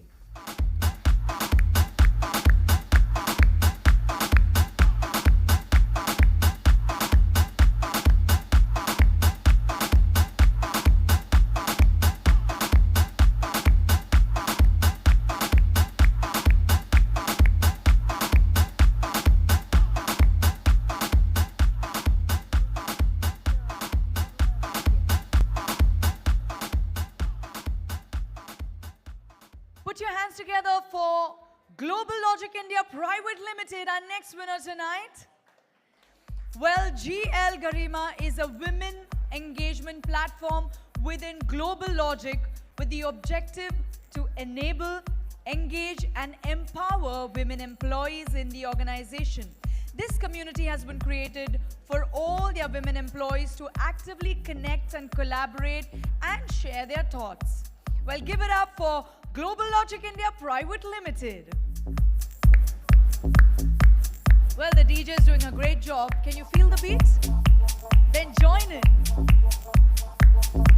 Thank you, everyone.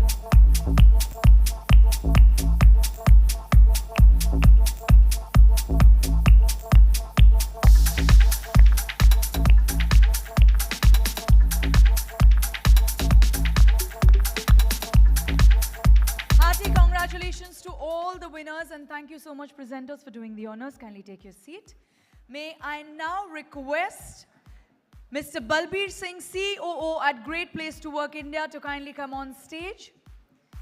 Mr. Balbir Singh. May I request Mr. Balbir Singh, COO at Great Place to Work India, to kindly come on stage. May I also invite Mr. Anuj Tyagi, Deputy Managing Director, HDFC ERGO, to join us along with him for the next set of winners.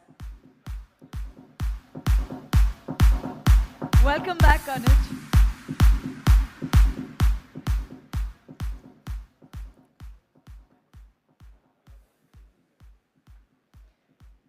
Welcome back. All right, we move on to our next set of winners.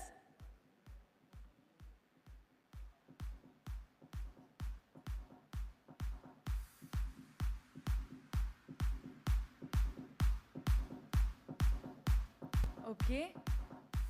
We heard you're a little bit tired, so request you to kindly take your seat back again. No, Anuj.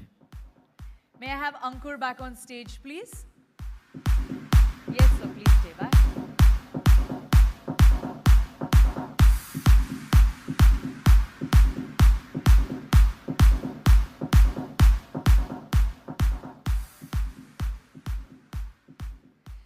Well, the first winner in the next category is Grant Thornton Bharat and its affiliates. With their Super Coach program, they aspire for every employee to work at their best. Each employee is a part of this program since their onboarding. Well, Super Coach, Super Score, Scorecard, and Super Coach job codes are different tools for different effective implementations. Give it up for them, ladies and gentlemen. Everybody, a huge round of applause. Everybody join in. Is my audience with me? Come on, don't leave me midway. Thank you.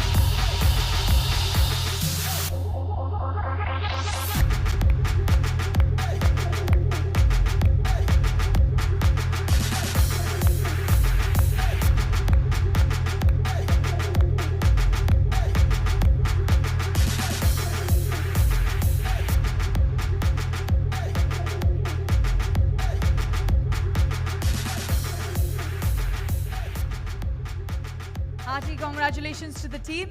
Our next winner, ladies and gentlemen, is Guardian India Operations Private Limited. At Guardian, lead Lead, Energize, and Accelerate Performance for Future Leaders, and LEAP, which is Leadership Excellence and Development for First-Time Mid-Level Leadership Programs, have been designed to equip first-time and mid-level managers with the required functional skills and behavioral competencies. Give it up for Guardian India Operations Private Limited.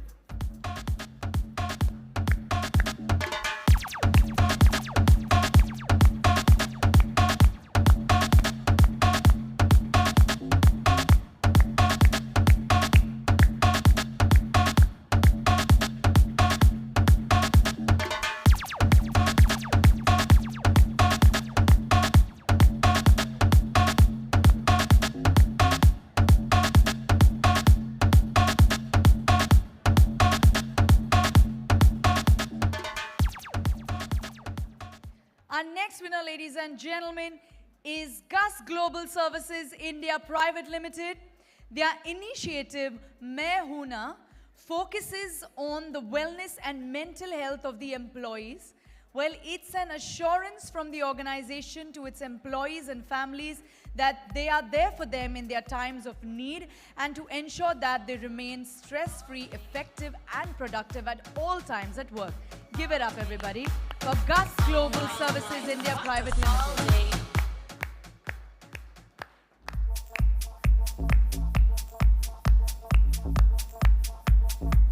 Hearty congratulations, ma'am. Up next, Hindalco Industries Limited. To address mental wellness in a modern and digital way, Hindalco has recently developed one-of-a-kind AHA room, an amalgamation of wellness and excellence. It is a specially crafted wellness space, instilling ambience and serenity to the five senses, stimulating the happy centers of the brain. Ladies and gentlemen, give it up for Hindalco Industries Limited.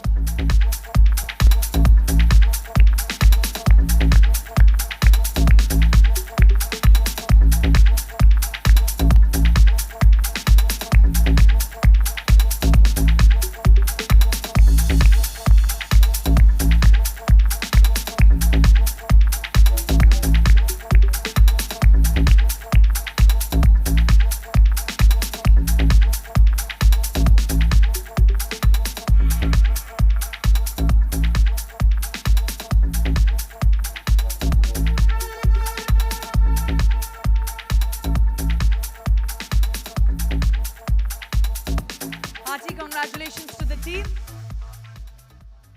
Our next winner of the 40 Best Workplaces is Muthoot Microfin Limited.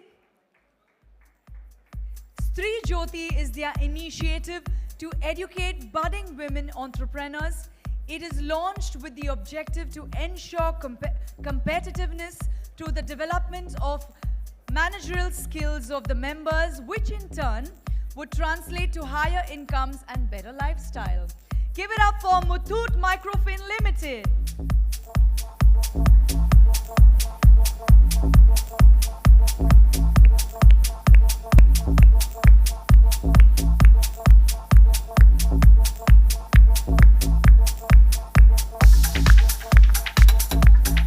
For all those who are taking the effort of putting your hands together, thank you again. And for all those who are not, kindly join in. Thank you.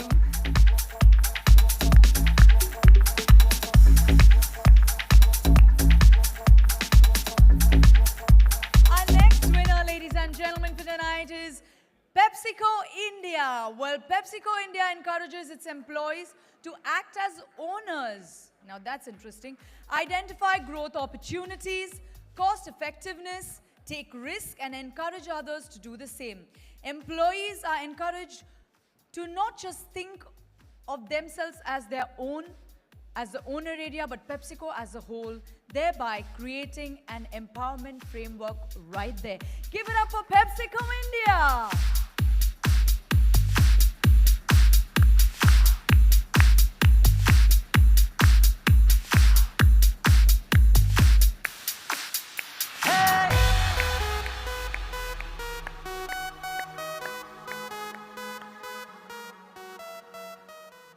Congratulations, team.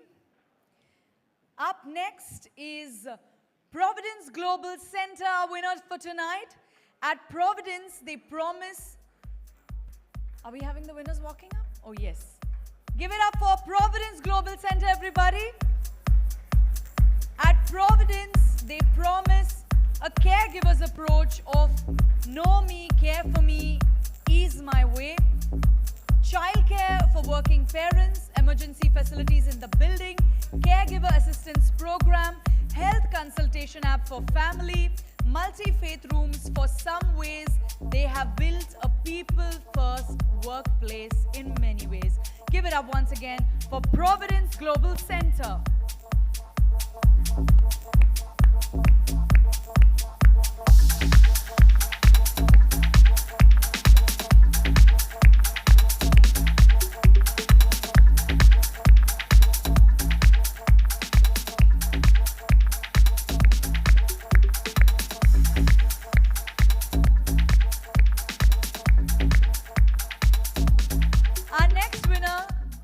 Moving ahead, our next winner is Quantify Analytics Solution Private Limited. Quantify launched community with the intent to ensure engagement of all employees, remote and hybrid working. This has been built as an initiative such that employees from every cohort, gender, level, demographic is able to collaborate, listen, share, and build a sense of belonging. Give it up for Quantify Analytics Solutions Private Limited.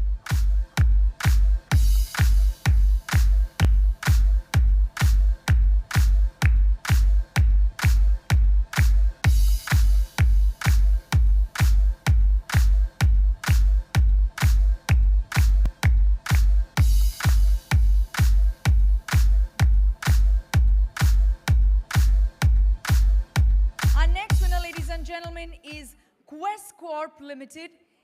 In their initiative, CEO of the Fortnight is where Questians get the opportunity to run the CEO's office for 45 minutes every day.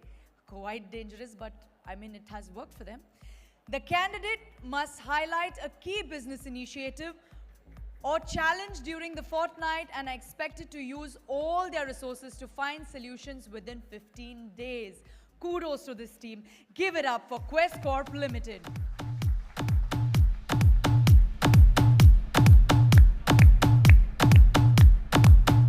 Challenging, but quite an interesting activity.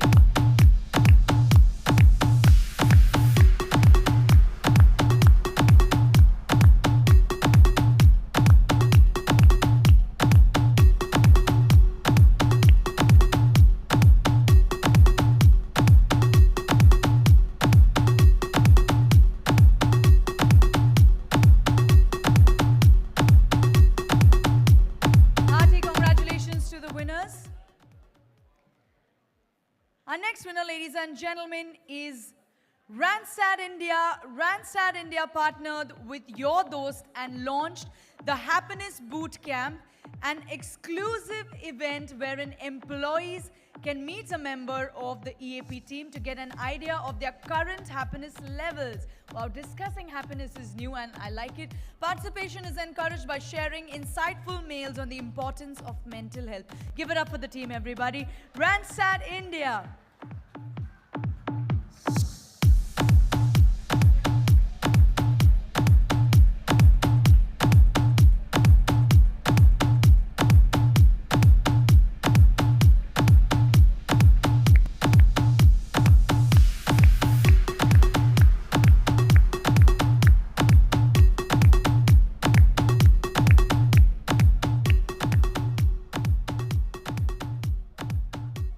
It's time to find out who is among the next 40 best workplaces. Real Page India Private Limited, Real Page's Leap Learn, Real Page's Leap, which is learn, enable, adapt, and perform philosophy, is designed for Real Pagers to have a seamless and fulfilling career.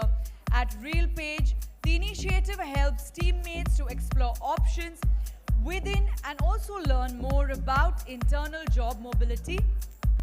The last week of July every year is celebrated as Leap Week. Give it up for Real Page India Private Limited.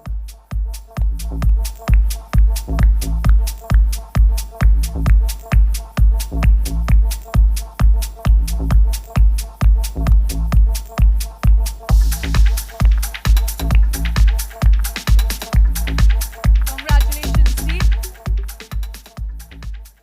Up next is Soprasteria India Limited.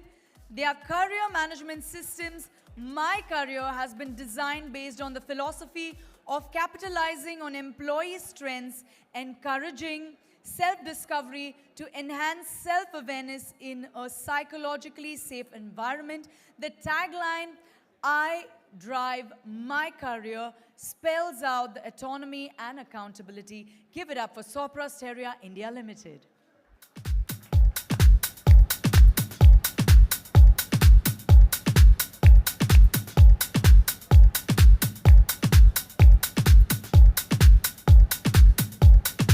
Hearty congratulations.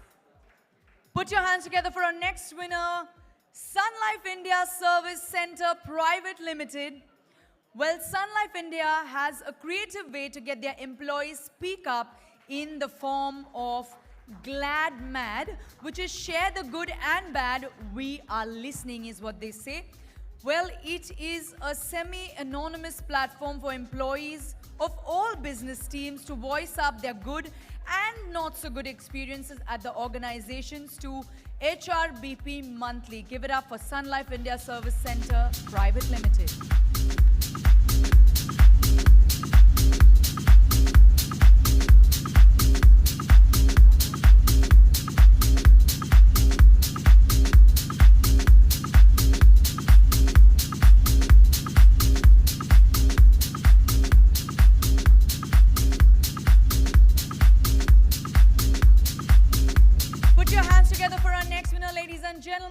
Tata Communications Limited. Life Event Assistance Program, which is LEAP, has been introduced to help employees balance their personal needs and professional responsibilities. It is a digital platform that offers a targeted approach. Give it up for Tata Communications Limited.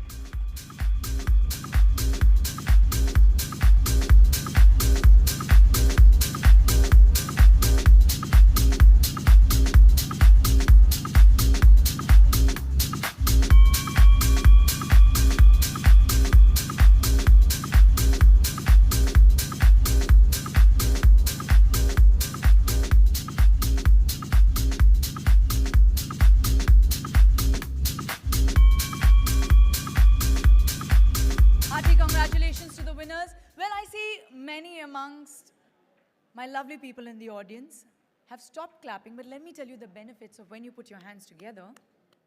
It rejuvenates every cell on your body. So most people here, if you see they have a glow on their face, they have been clapping for everybody walking on stage. You want the glow? Put your hands together. Everybody all right? We move on to the next winner tonight, which is TIAA Global Business Services India Private Limited. TIAA Global organizes HR Fairs, which is an in-office day-long interactive gamified event planned at their office. The purpose is to engage with all the associates in a fun and learning format and educate them on all HR offerings.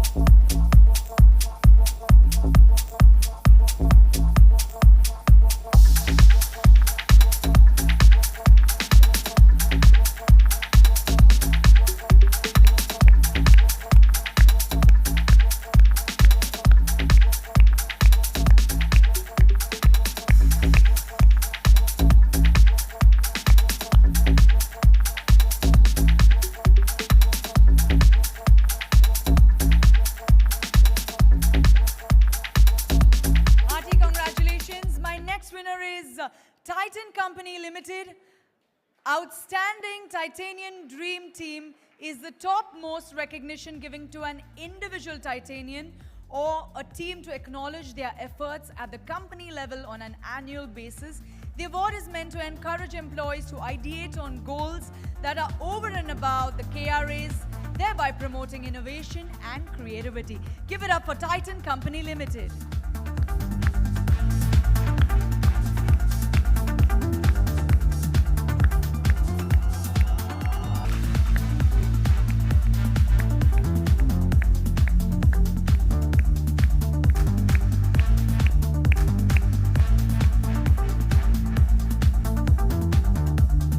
Hearty congratulations. Put your hands together for our next winner of 40 Best Workplaces, Zydus Life Sciences Limited. Zydus launched We Care, and the interventions under this initiative are aimed at holistic health and convenience of their employees. Well, the first intervention under this initiative is Motherhood Companion, with the purpose of supporting employees during pregnancy and early parenthood period. Amazing. Give it up for Zydus Life Sciences Limited.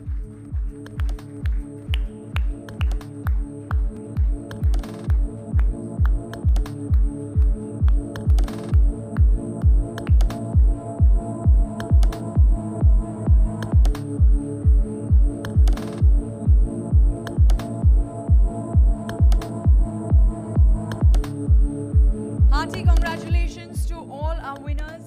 Thank you so much, presenters, for doing the honors. Kindly take your seat. Can we have a huge round of applause for them as well? And now, ladies and gentlemen, we have reached the pinnacle of our ceremony.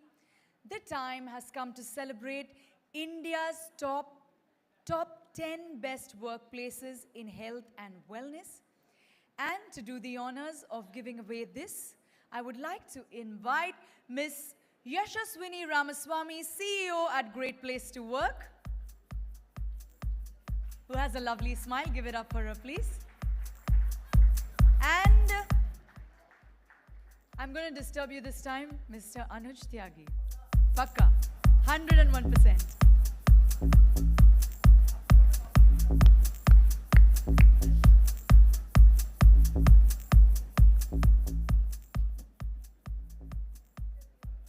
It's time to announce the top 10 best workplaces. Ladies and gentlemen, please put your hands together for Accenture Solutions Private Limited. Quantum Leap is one of their flagship programs designed to enhance leadership skills through collaborative learning in workshops and simulations. Participants are selected based on performance, benchmarks on their potential to drive the next wave of growth for Accenture. Give it up. We have the best top 10, everybody here. Please join in, everybody. Come on. With the music. Let's go. Everybody, come on.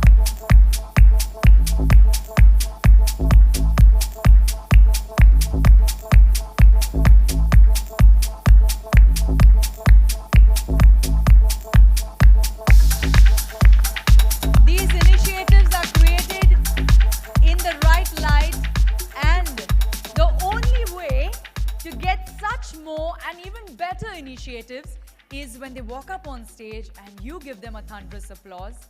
It is nothing but encouraging. Once again, a huge round of applause for all the winners. Our next winner is Capgemini Technology Services India Limited. Capgemini's Ocean organization is committed to educate, assess and nurture program is an employee learning initiative which aims to help individuals understand their strength and improvement areas, drive upskilling and support employees' short-term and long-term aspirational goals. Give it up for Capgemini Technology Services India Limited.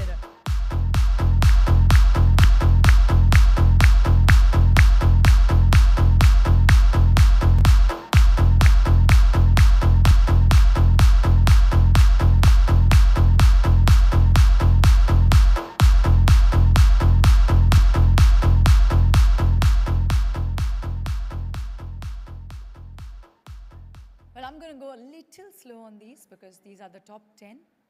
Each one needs to get their moment of glory, right? But you need to double that for them with obviously a smile on your face so that you know you're happy for them, of course. And double that up with a huge round of applause. Please put your hands together for DHL Express India Private Limited. DHL Culture Club is a platform that encourages employees across the company from various locations, departments and seniority to come together, participate and celebrate various activities during the year. This forum promotes harmony and togetherness across the vast cross-section of employees. Give it up for DHL Express India Private Limited.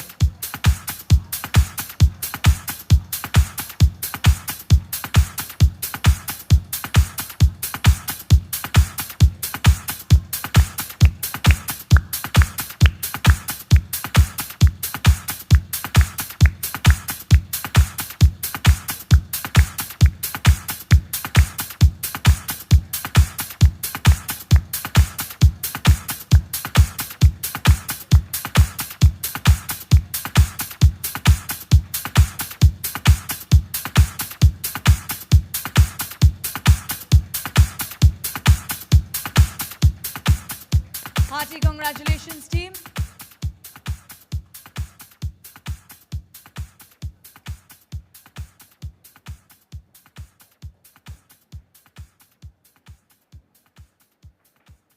Our next winner amongst India's best top 10 workplaces as far as wellness is concerned.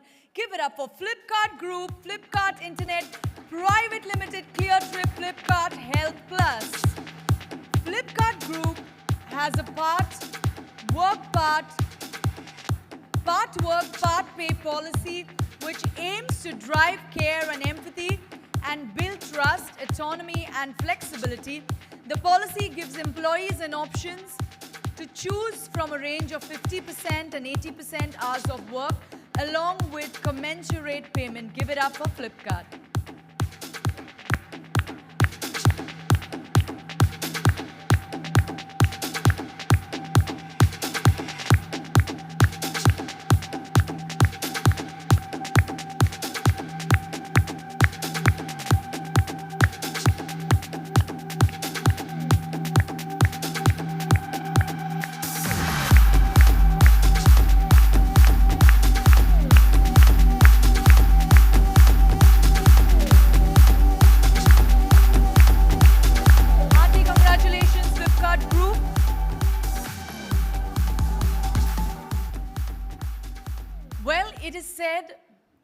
Words have power, and our next winner literally believes in it. Give it up for Happiest Minds Technologies Limited. They launched a Happometer, an online tool designed to capture members' response. Through the platform, members can share their queries, concerns, and problems. The desired team will immediately connect with the team members to address and offer support. Come on, let's have some happy faces for Happiest Minds Technologies Limited, everybody.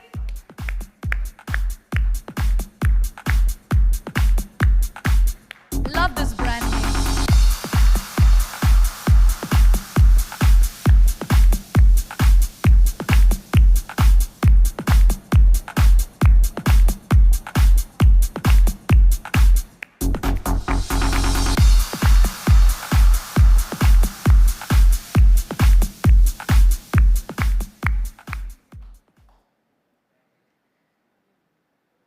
Our next winner, ladies and gentlemen, is Hilton. Through their initiative, Thrive at Hilton, they ensure everyone can bring their full sleeves to work and maximize their human potential. They empower employees to be their best physically and mentally and focus on 4 core pillars to create this full human experience: inclusion, wellness, growth, and purpose. Give it up for Hilton. इतना सन्नाटा क्यों है? I think a little bit of Hindi is working here for me. Thank you, everybody.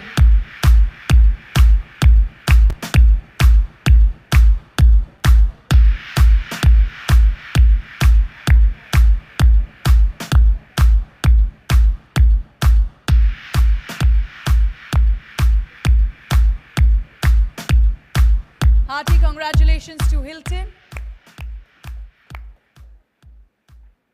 The next organization who will be shining bright amongst India's best top 10 workplaces.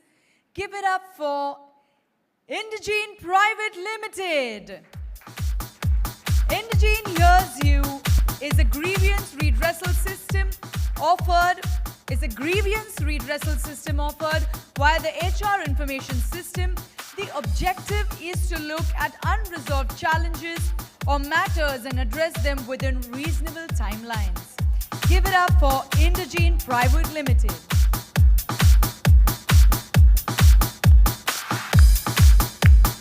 I think the DJ is doing quite a fine job.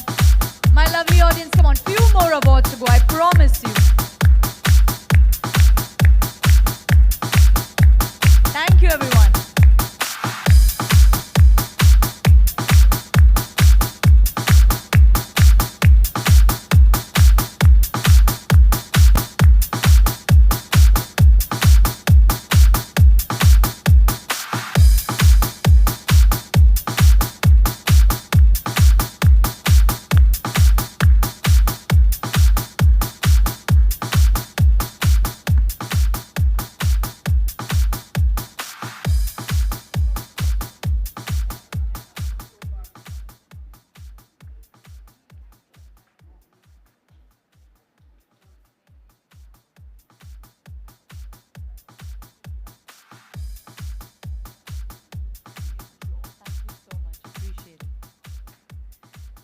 All right, we have last three, and I really want a huge round of applause for these winners.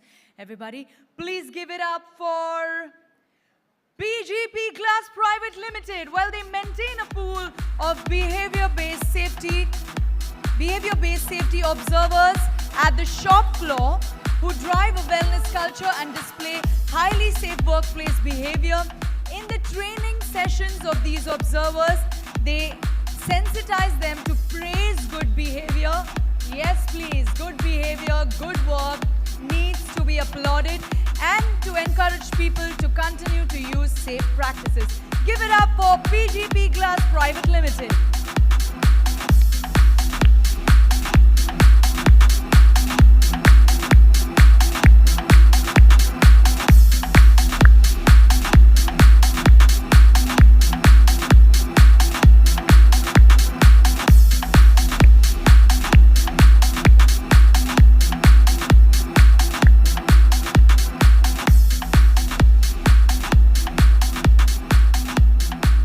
Congratulations.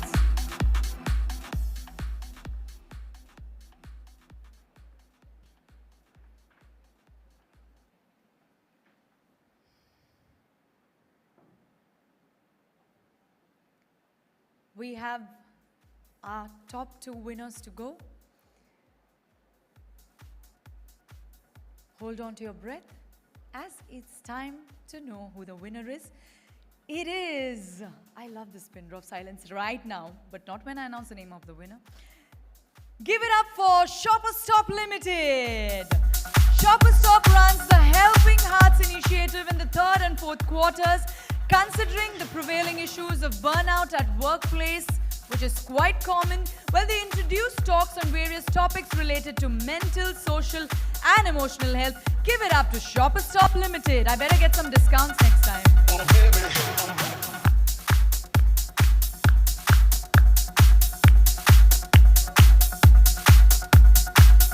Look, everyone put your hands together. There are chances of discounts.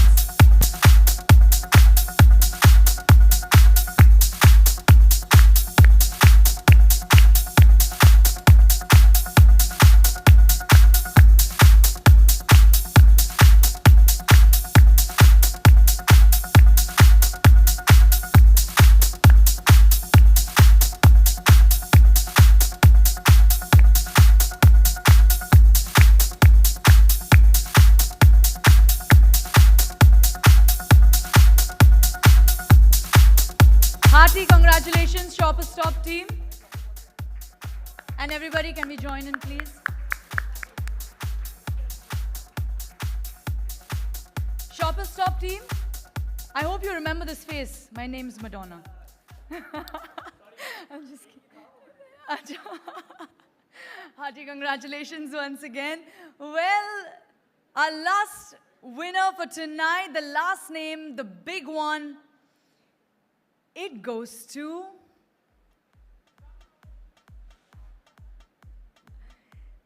Uno Minder Group. Uno Minder Energizer is an annual wellness program covering all aspects of well-being. Under this program, monthly events are organized to educate and sensitize the employees related to their well-being. Several wellness competitions are organized for the employees and the winners are rewarded. Give it up for Uno Minder Group.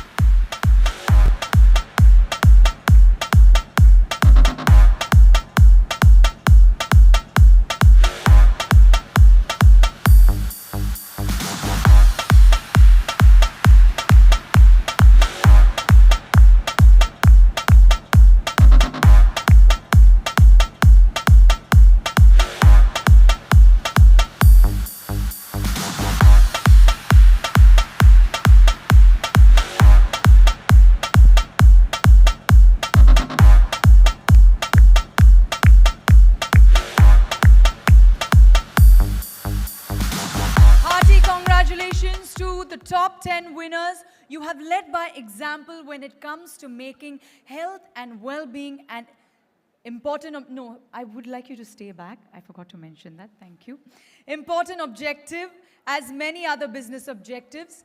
And we have something very interesting on screen. We have the Wall of Fame for our top 10 winners. And we'll also now unveil the research report and all the winners' Wall of Fame. For that, I would like to invite Ritesh and Prasanjit to kindly come on stage. Please put your hands together, giving them a warm welcome, please, everybody.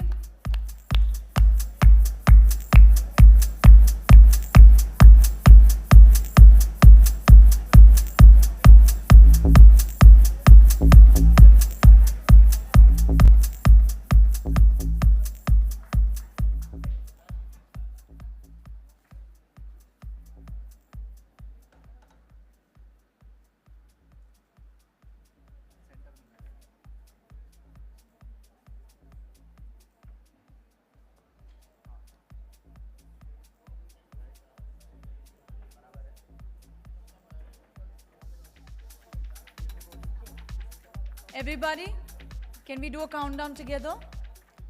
All right. 5, with me. 5, 4, 3, 2, 1, here we go.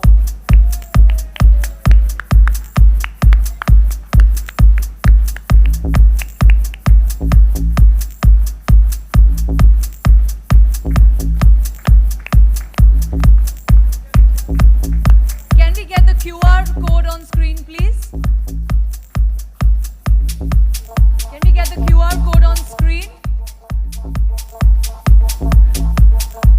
There'll be a QR code that will come on screen. Please scan the code to download your report copy.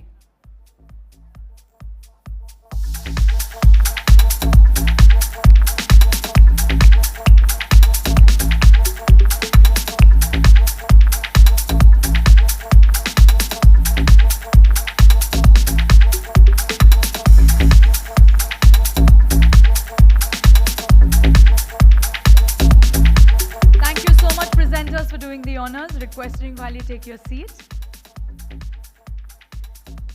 Well, this has been indeed an amazing evening, I would say amazing day, filled with insights, anecdotes, words of wisdom, and loads to take back. It has definitely left me supercharged.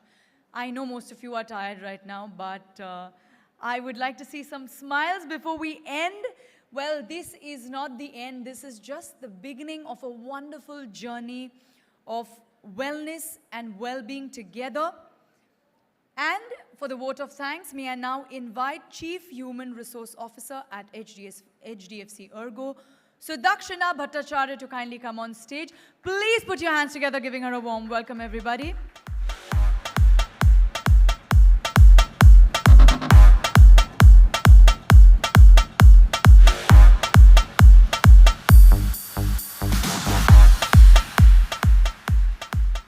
Good evening, everyone. I'm going to keep it super, super short because I know it's been a long day for all of you. First of all, I would like to say a big thanks for being patient and being participative. I know it's not easy. So on behalf of HDFC ERGO and Great Place to Work, I'm just so happy to be standing here at the end of this amazingly memorable day.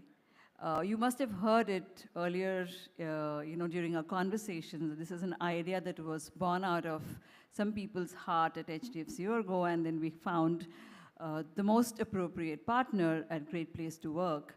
And together, this day was dreamt a year ago, and here we are, which is a reality.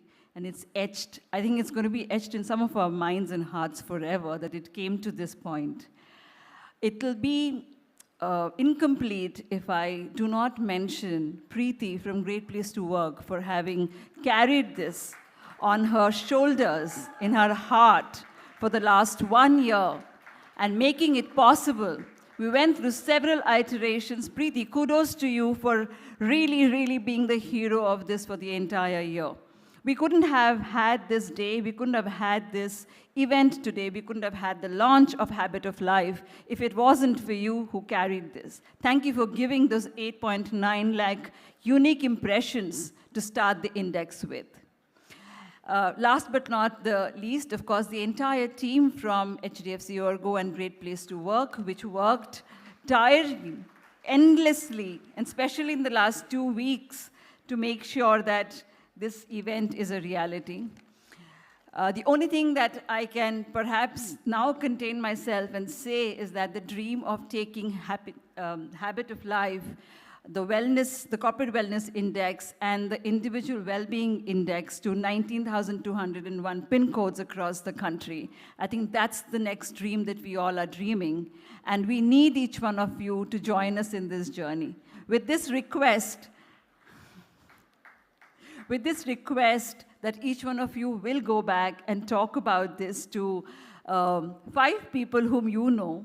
So there is this philosophy of 3 into 3 into 3, and that makes things grow. So which means that we talk to 3 people we know very well, friends and family, 3 people whom we know moderately well, and 3 people whom we don't know at all, but we make an effort to reach out to them. I hope that each one of you will reach out to 3 into 3 people and spread the word around of this wellness index. And let's give India a good habit of life.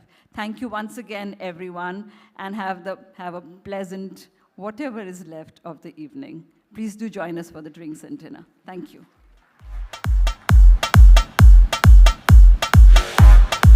Thank you so much, Sudakshina. With this, we come to the closure of this amazing day on wellness. But that's not all. We've got a musical extravaganza which you will experience shortly. We've got a musical architect for films of Gangs of Wasseypur, Raz 2, Hichki, and also Gully Boy. He has been playing jazz and blue lives on notable stages like Coke Studio, MTV Unplugged, and we have got you the best. Since you are really good, we've got you the best and nothing but the best. Ladies and gentlemen, soon we have a brilliantly talented artist who will be walking on stage. He is none other than Nigel Rajaratnam, who will be your entertainment for the evening. But for me, this is Madonna saying thank you so much for being a wonderful audience. I have loads to take back. I hope you all had a great time. Thank you, everybody.